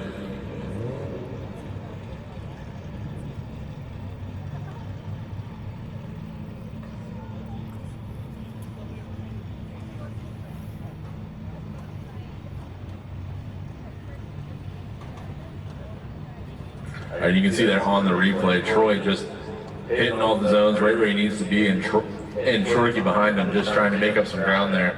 They come past that inner clip. Troy manages to pull up a little bit of a gap there coming out of the infield back up to the bank wall to finish off the run, but Shorky able to make it up before they even get to that zone. So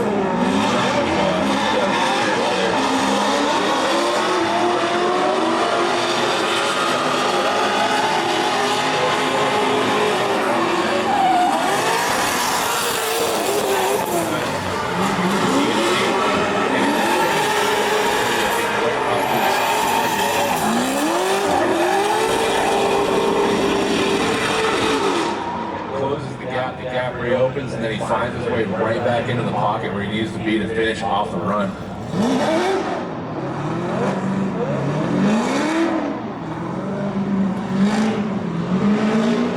Taking a look here at the replay, you can see that initiation by Shorty and the beat all throttle. Smoke blowing off the back of the bed. Troy behind him doing the exact same thing in the 240. They come now off of the bank. Shorty fills all of the zone. You can see that dive by Troy. A little bit of left foot brake there just to slow it down, not to get into the side of that C5. And you can see that gap opens up just a little bit. Troy's got to kind of slow the car down. Shorty gets on throttle, opens up a little bit of a gap, and then as soon as Troy gets on throttle, that car just moves out so fast, able to make up that gap almost instantly.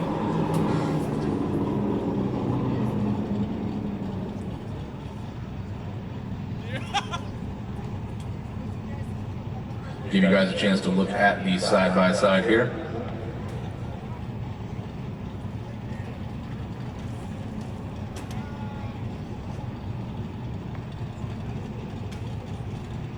You can see there, I mean, the gaps between the cars a little bit different. Shorty a little bit further behind, Troy a little bit higher up the bank.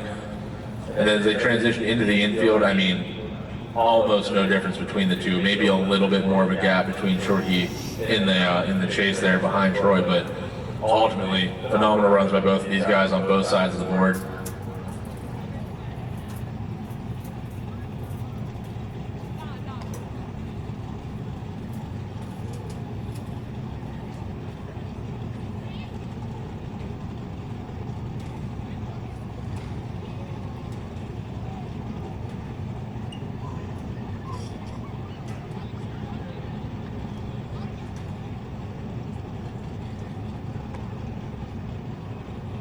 All right, you can see their split decision. Troy Manor is going to move on over Andrew Shorkey.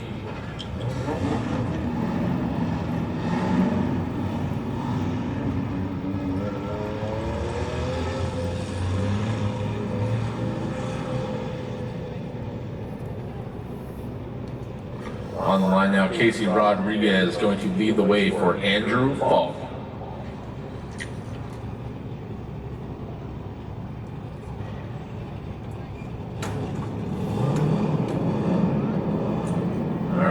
Lights are off, they've left the line.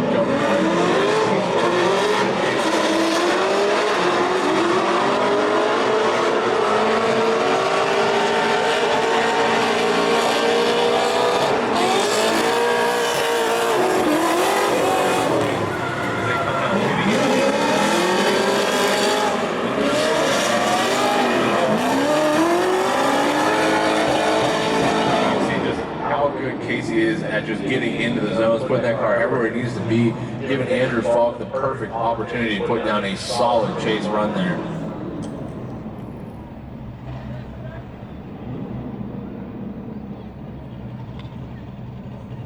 You can see that on the replay, Andrew Falk making up some ground there through the bank, pulling a little bit of angle out of the E36, trying to get up on the side of Casey Z. Now as they come through the middle, Casey has to check up just a little bit, scrub some speed off to get into that third outside zone appropriately and not end up tires off. And Andrew Falk uses it just to sneak up on the side of him there and make it all the way through the end of the run right next to the Z.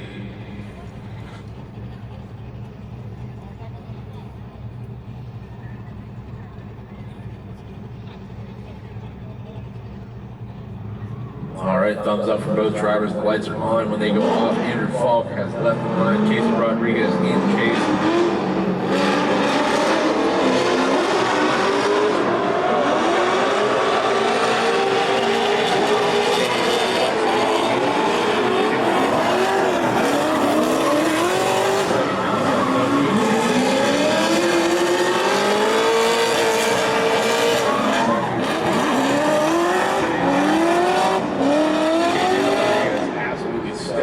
Run there, Andrew Falk with a phenomenal lead, giving him the chance to make that chase happen. You can see the bumper there of Falk's E36 just dangling on the back as they finished up putting it into the wall.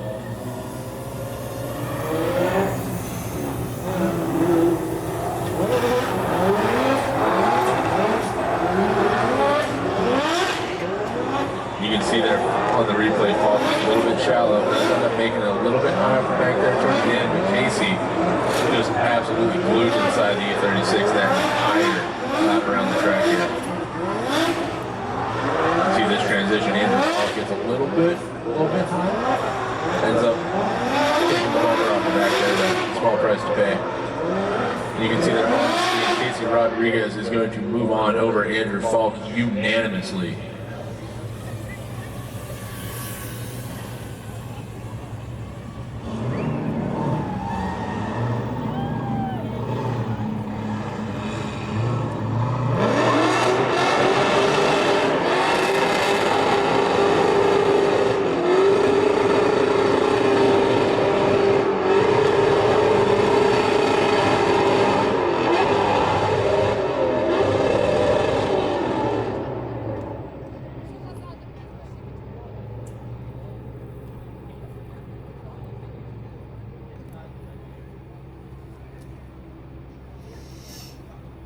All right, this is the one more time between Andrei Musienko and Kevin Ferraro. Andrei going to lead the way here. You see thumbs up from the drivers there, the lights are on. They're off and they have left the line. Andrei Musienko.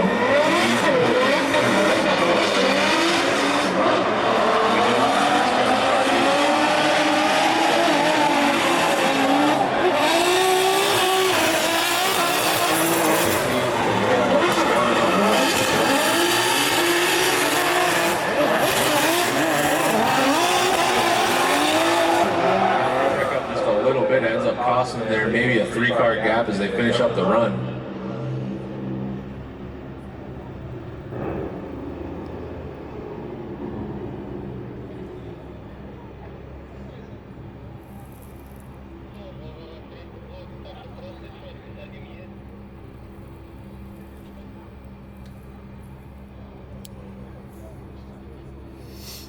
You can see there on the replay I'm talking about, Kevin overcooks this transition just a little bit. It's got to check up, and you can see that gap open up as Andrei Musienko just rolls out, smoke rolling off the back of the Audi as they finish that lap.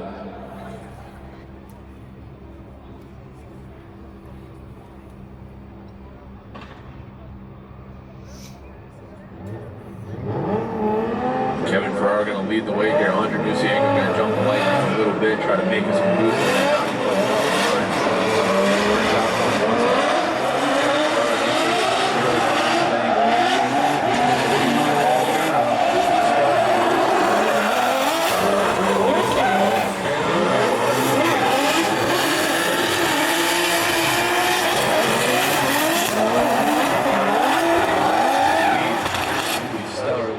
Andrei Musienko right there on the door of the E36 to finish it up.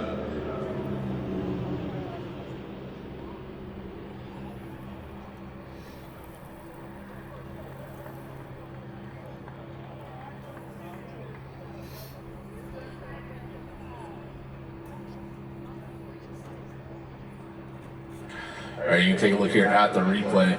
Kevin goes to transition there, and Andrei just kind of touches the bash bar on the back of the E36, and Kevin has to wait just another half beat longer to transition, but ultimately unfazed, they finish up.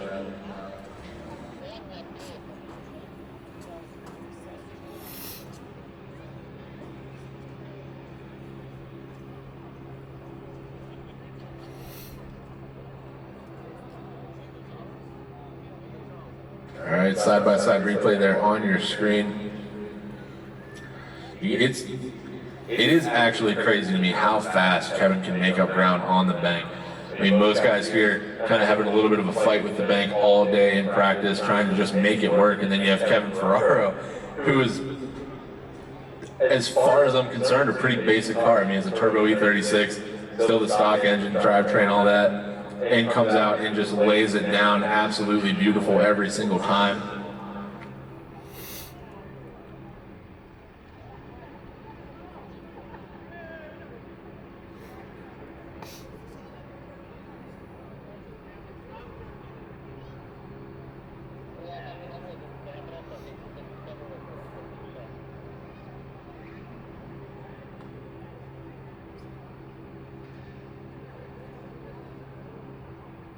All right, there you have it. Kevin Ferraro moving on over Andrei Musienko.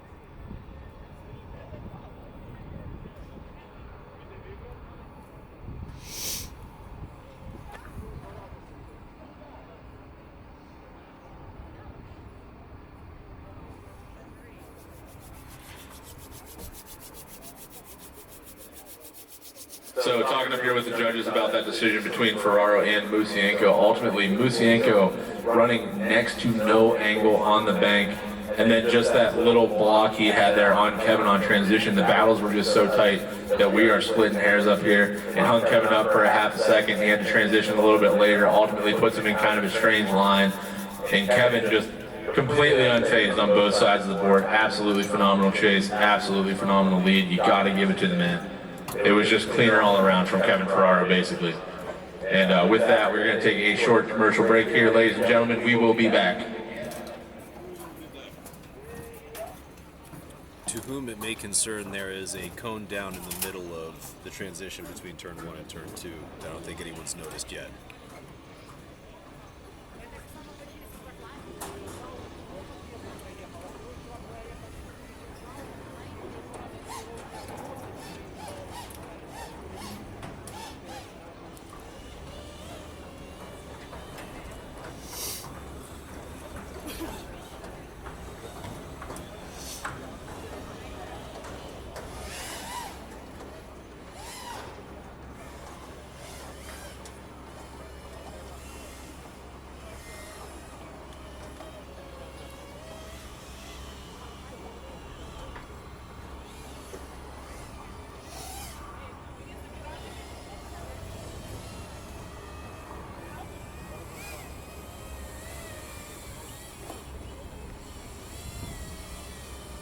Nice shot.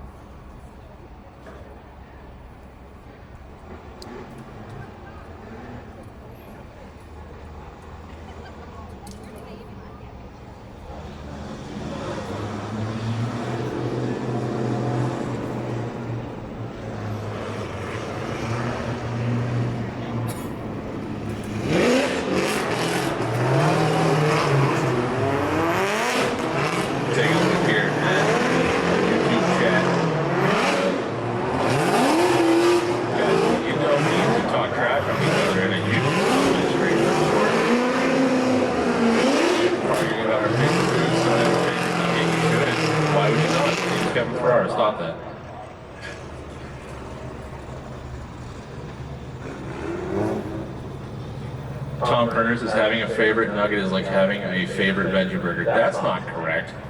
How dare you?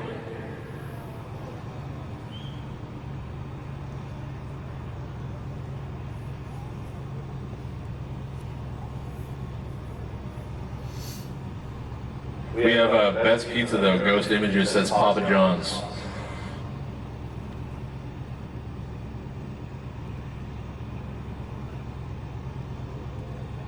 All right, on the line now we have Josh Dennis in the K24 Power E46 going against Alan Boss in the Supercharged LS Zine 350Z.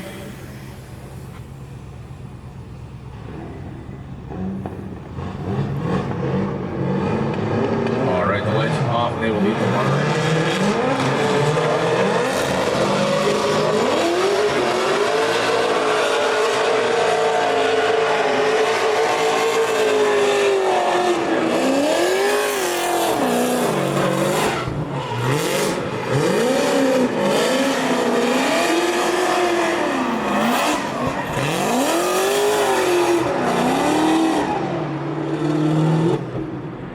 Unfortunate there for Josh. Dennis shuts it down right after he left the line.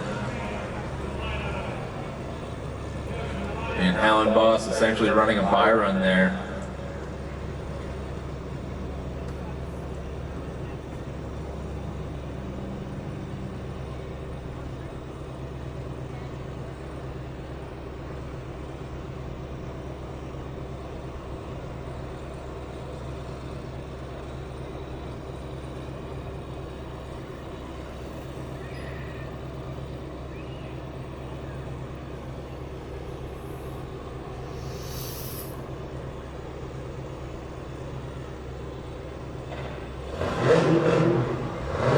Alright, with that, we are getting confirmation Dennis is done for the evening, so Alan Boss just has to break the beans here and we will call it good.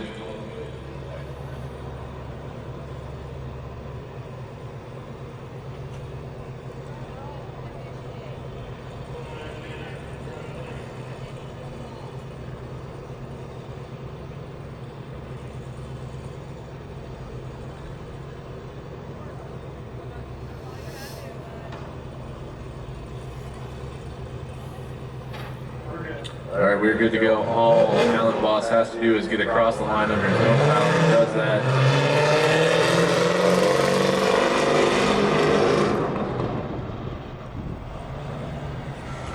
And with that, Alan Boss will move on over Josh Dennis.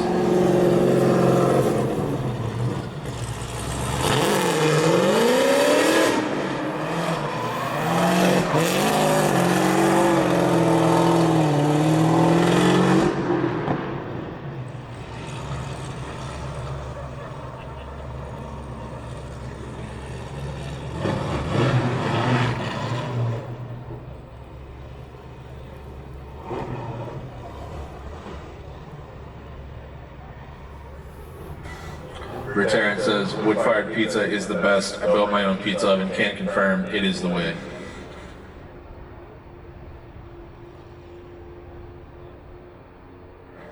Come again, AJ.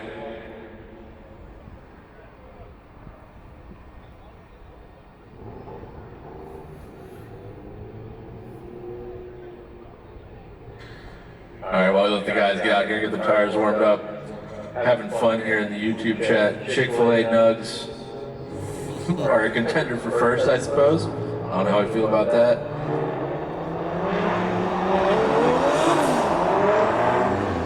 I'm also hearing Raising Cane's. I've never had Raising Cane's, but I will not take your word for it. Chick-fil-A all day long, sir.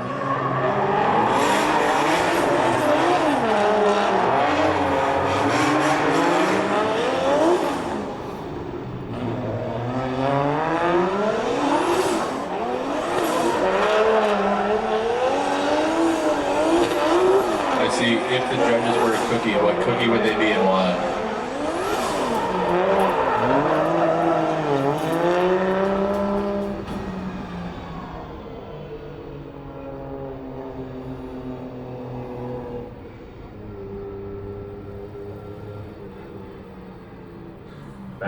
map, coming in with the hardest cookie of all time, the chocolate chip.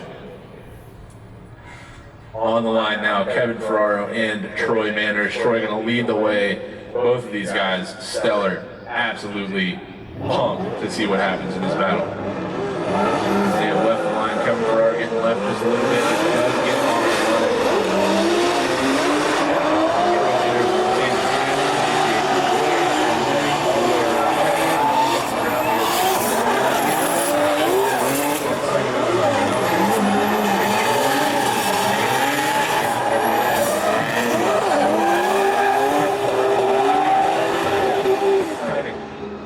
maybe cut a little bit here, nip and tuck to try and make his way up to the side of Troy Manners there to finish it out.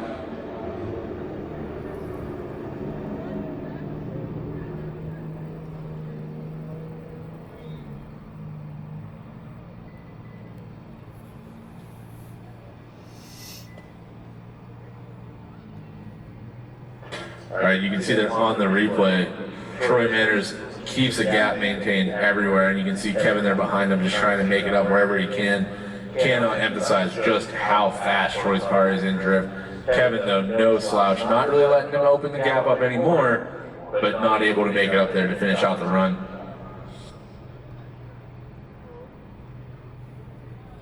Gonna have to assume that Troy's spotter's in his ear going, you're gonna have to push on this one, so eager to see what comes from this battle here on the second half.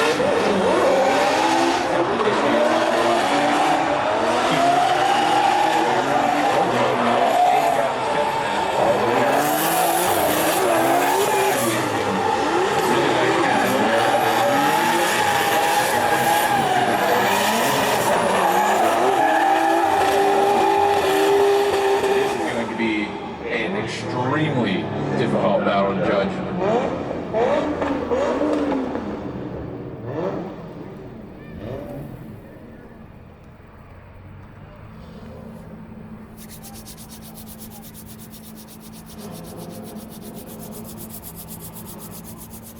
Giving you guys a chance here to take a look at the replay of the second half of that battle.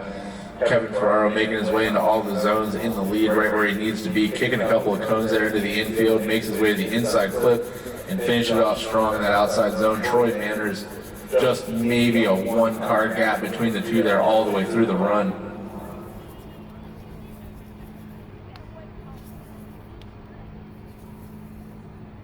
Judges now requesting a side-by-side replay to get a better idea of comparison here.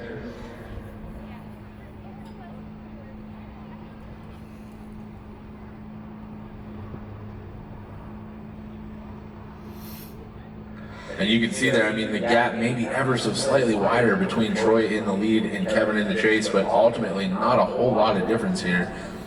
Troy may be doing a little bit better job in chase of maintaining the same line there as Kevin, but at the end of the day, I mean, to judge those two runs side by side is going to be a difficult task for the judges up here in the booth.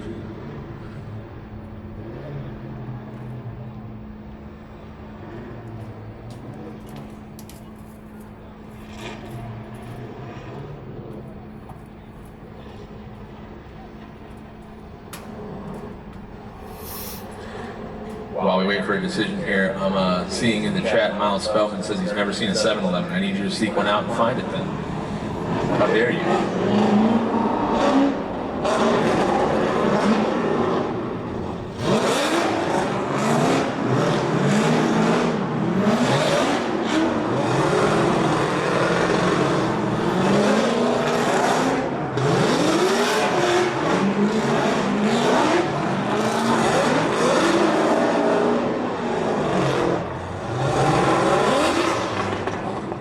While we wait here, once again, just want to reiterate the Great Lakes Pro-Am Series. This is your grand finale, your final round, round 4 of 2025.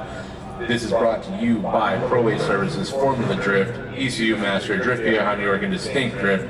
You can see it there. We are going to see a one more time battle between Kevin Ferraro and Troy Manners.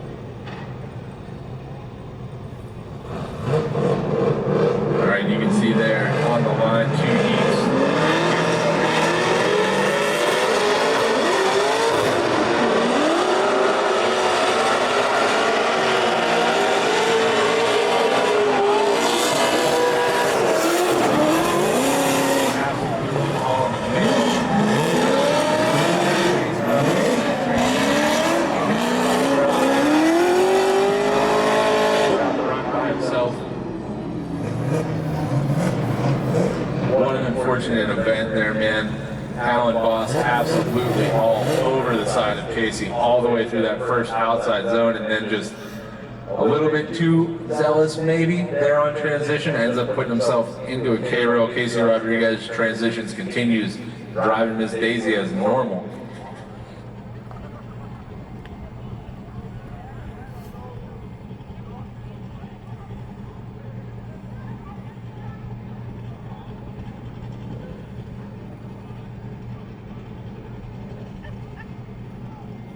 All right, you can see there on the screen it would appear as though the front wheels of Mr. Alan Boss's Z are pointing in different directions, which is never a good thing to see.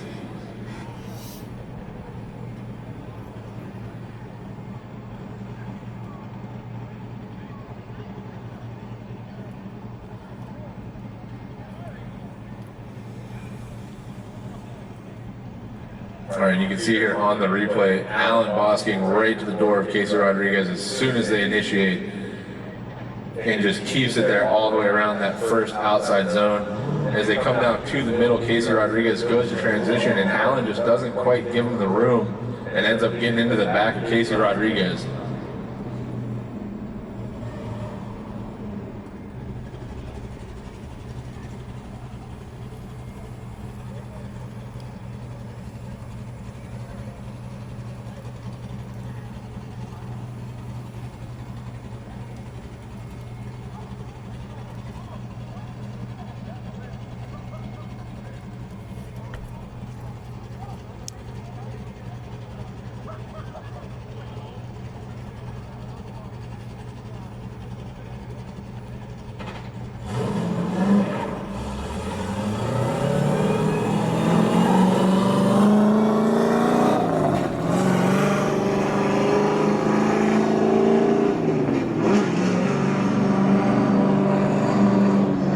Rodriguez takes the drive over to take a look at his teammate, see what's going on, and is going to make his way off track. I believe Alan Boss in this moment probably going to have to call his competition timeout, and hopefully get that car fixed and we can see the second half of this battle.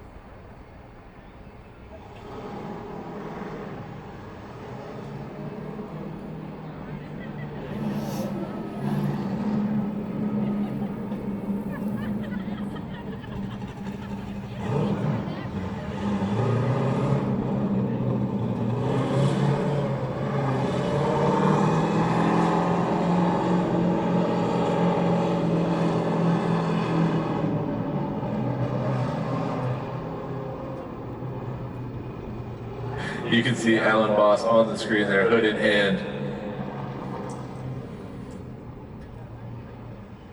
Well, at least show us the hood, Alan. There it is.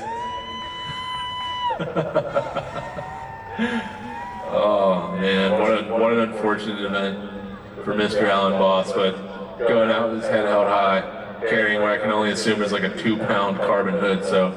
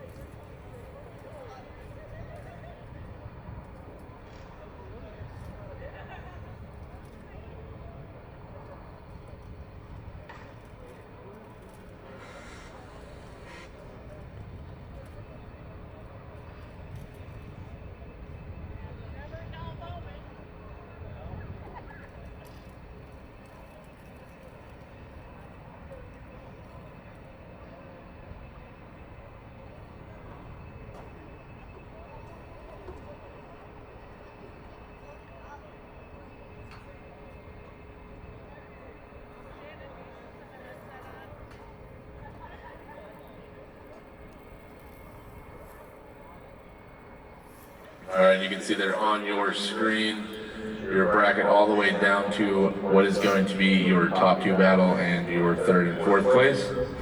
Alan Boss ultimately is not going to be able to make it back out onto track, I don't believe, so there you have it.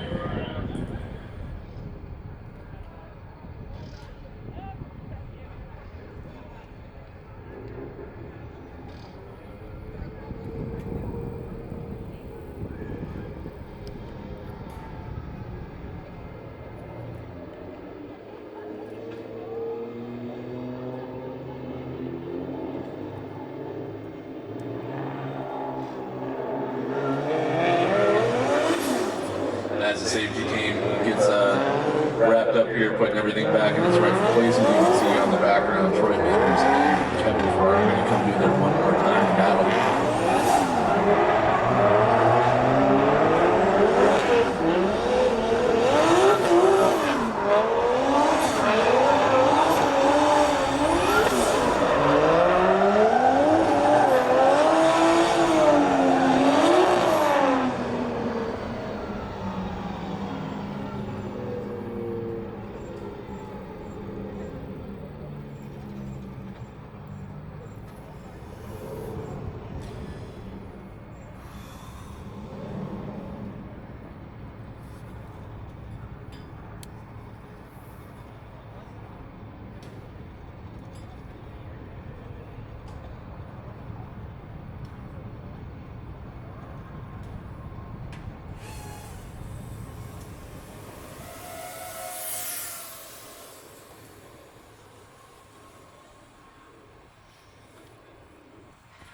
All right, you can see there on the screen, Troy Manners is going to lead the way here in the first half of this battle for Kevin Ferrari.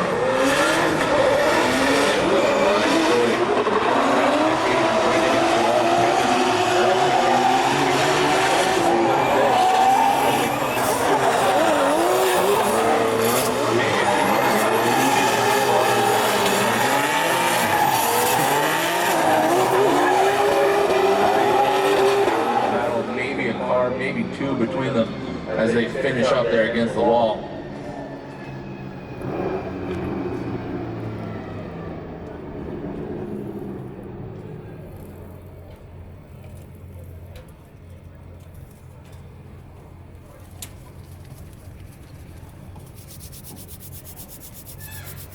All right, you can see the replay there on screen.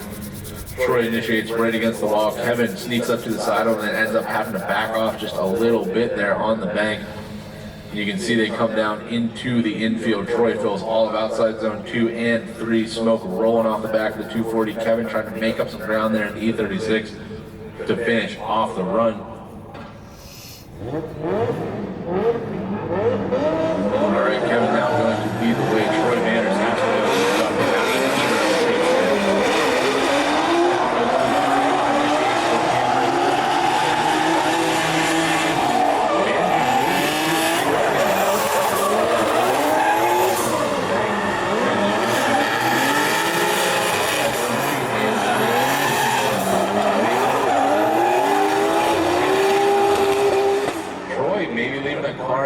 Leaving a little bit on the plate there, not quite getting to the side of the E36 anywhere during that run.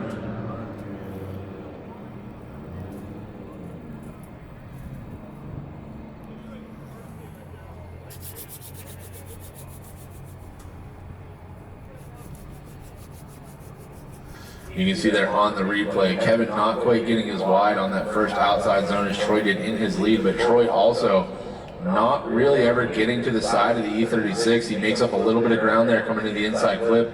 Transitions a little early and ends up very shallow there to finish off his chase.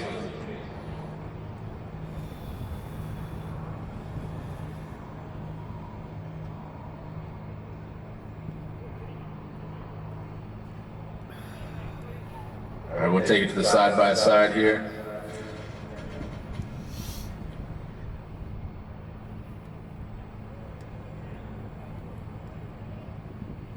You can see there in his chase, Troy just staying a little bit more on line with Kevin, but ultimately never really does close up the gap.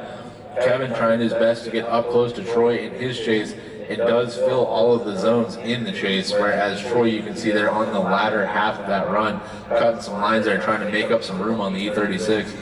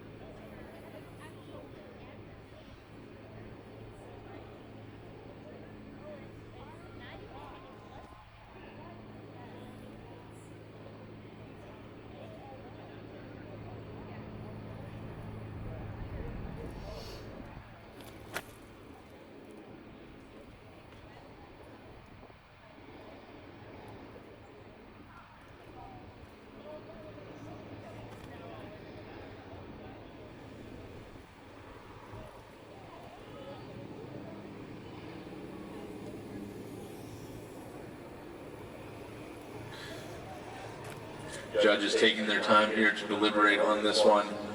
That battle, I can see it in the chat, people saying they would not want to be a judge in this case, and I could not agree with you more.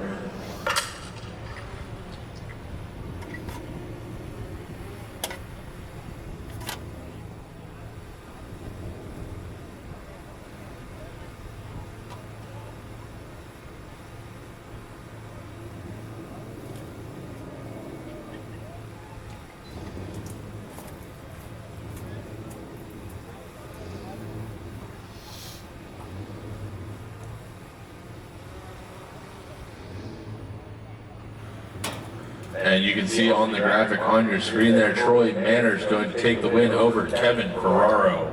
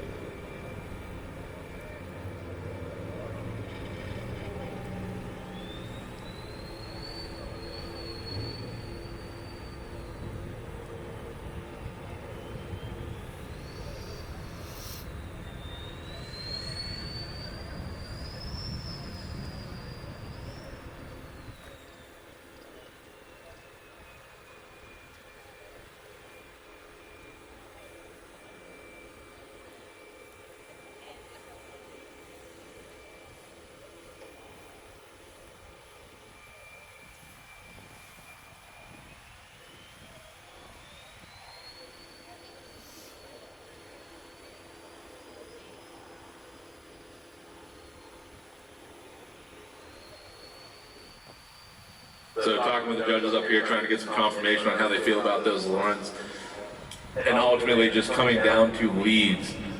Troy on outside zone number 1 was just much closer to the wall all the way around the bank. He filled all of the first outside zone.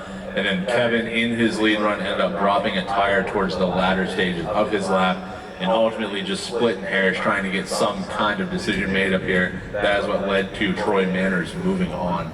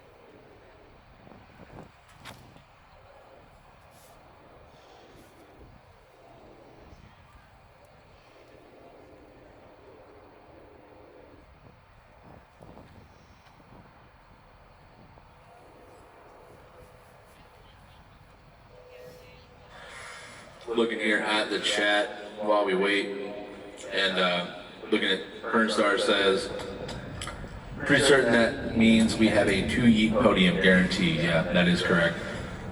That is an accurate statement, Mr. Perner. Kevin showed out tonight, 100%, dude. Kevin showed up. This was his only event of the year, and to make it to, top 4, and the whole time just getting nothing but praise from everybody up here in the booth.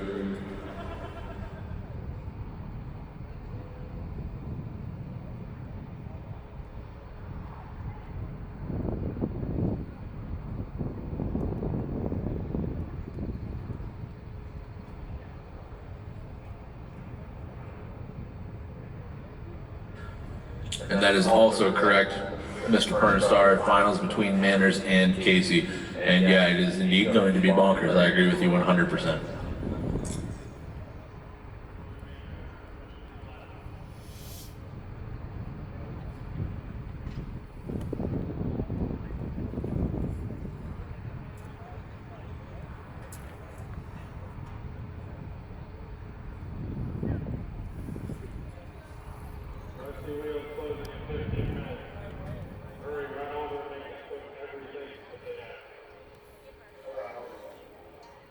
Media people by the Summit tent. You're on camera, act like it. What's up, you gorgeous human beings? How's everyone doing?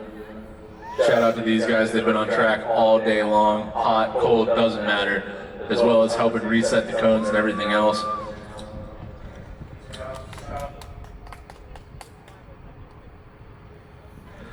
You can see down there, Valera, AJD 454 Media, Nathan Sell, Dane Schuster. Look, hands up, wave around, love you guys. Gary's got, I believe, Mo's taillight. You gonna give that back, or is that a souvenir? He said no. S14 taillights do pull a premium these days. Nash Winter says you can just leave it by the S14 on the way out, he'll take it. Gary says no.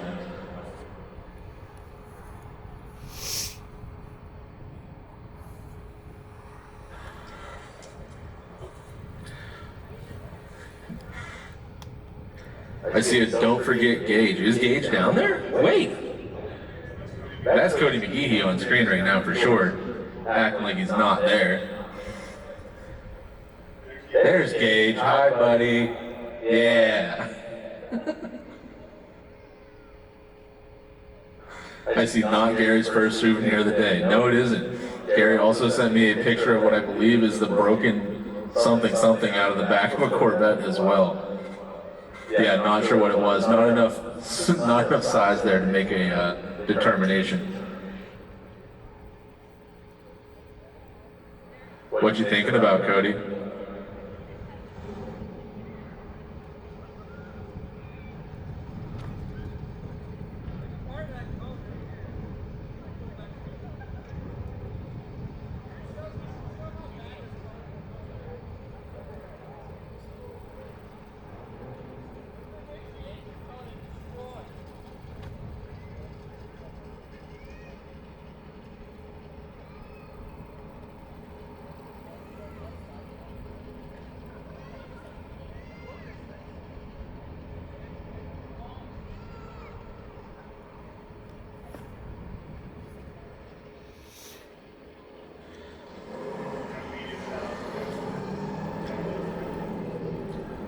Media shout out to the guys from Dead Bird. We had you on frame.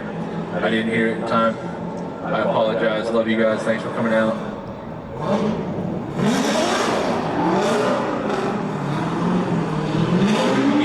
Squig says, I have whiplash, but I love you anyway.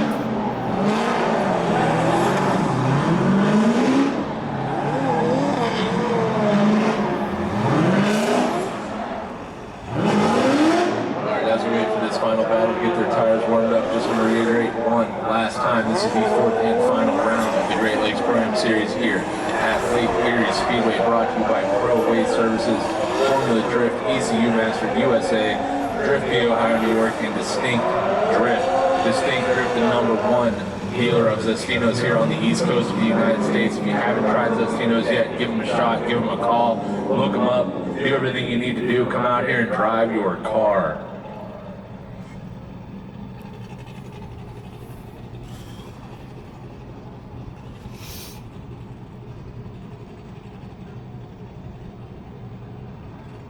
See, on the line, Casey Rodriguez and Troy Manners, your final battle of the evening. Final battle of the season here for the Great Lakes Pro-Am Series. Expecting these guys to put on a show.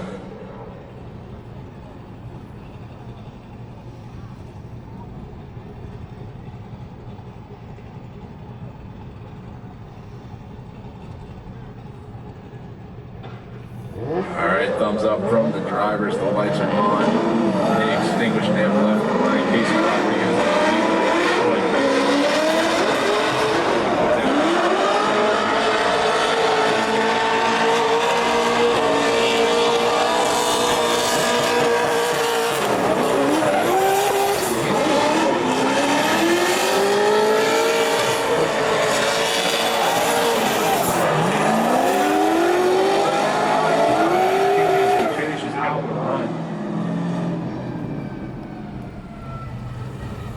For those of you who have watched Formula Drift in the past, you know how dangerous that situation is, and you know how confident Troy is in his abilities to just stay in it and finish off the run.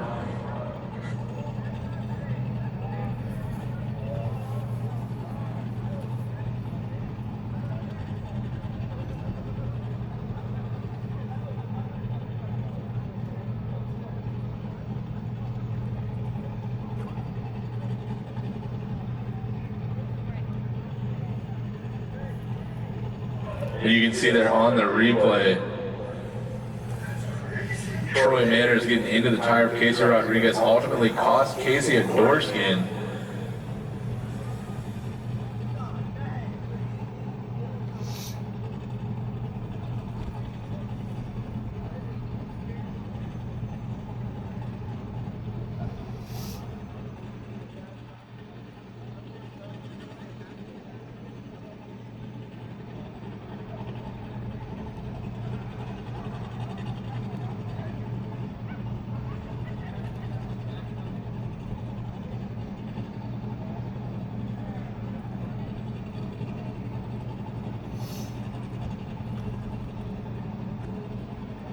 Alright, just giving the guys a second here to reset that inner clip and put a cone down so we can send these cars.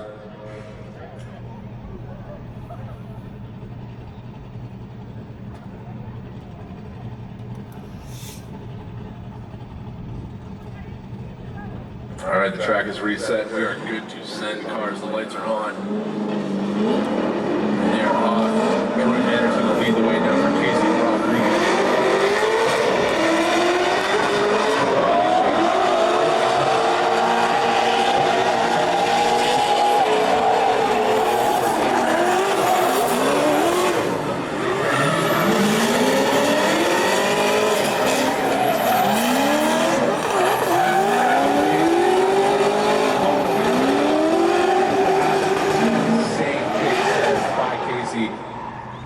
And a picture-perfect lead run by Troy Manners.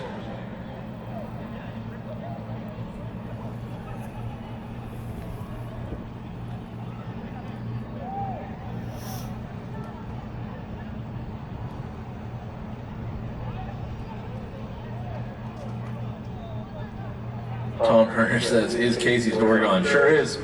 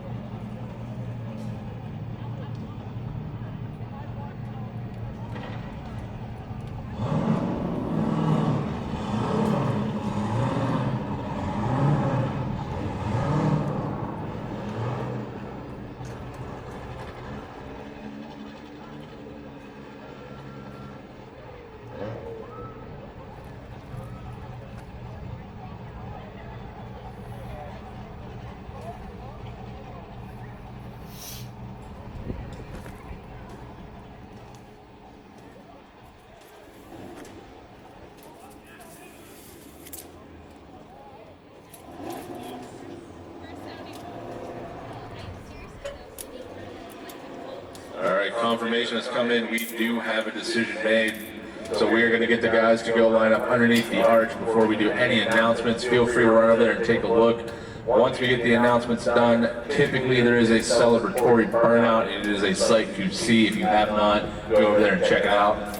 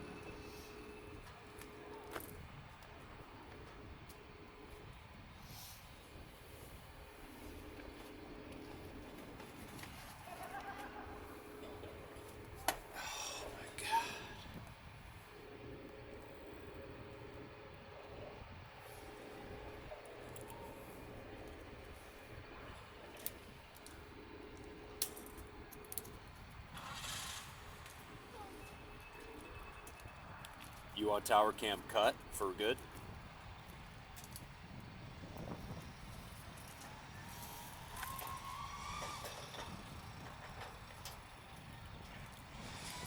cloud typically looks pretty cool from over here once you pull out. I'll keep it going for another minute.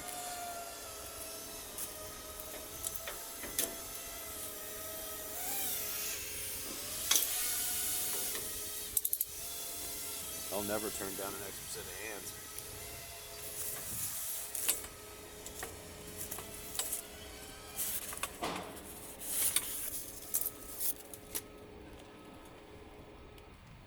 You guys take your time up. I got like a couple things to prep before I can start tearing shit down anyway.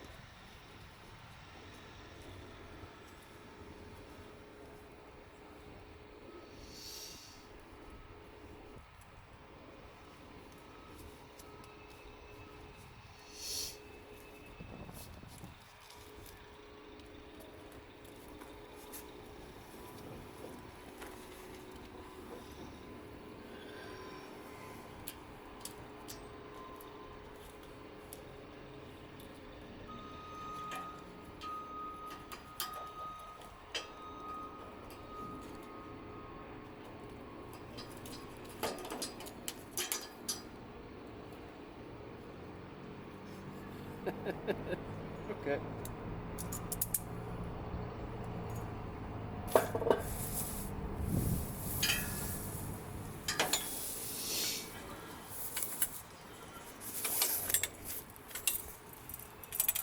All right, ladies and gentlemen, as you can see there on the screen, got the nice top-down shot of the arch there on the chute to the speedway. We will give you first your third place competitor here this evening. From Oak Harbor, Ohio, driving his LS9 powered 350Z, Alan Boss. Huge congratulations to Alan. Sponsored by FabMac, Wilder Drift, Lake Erie Speedway, Kong Performance, Wagner Automotive, Extreme Graphics, and Koenig's Wheels. Fantastic job, brother. Good job. Congratulations.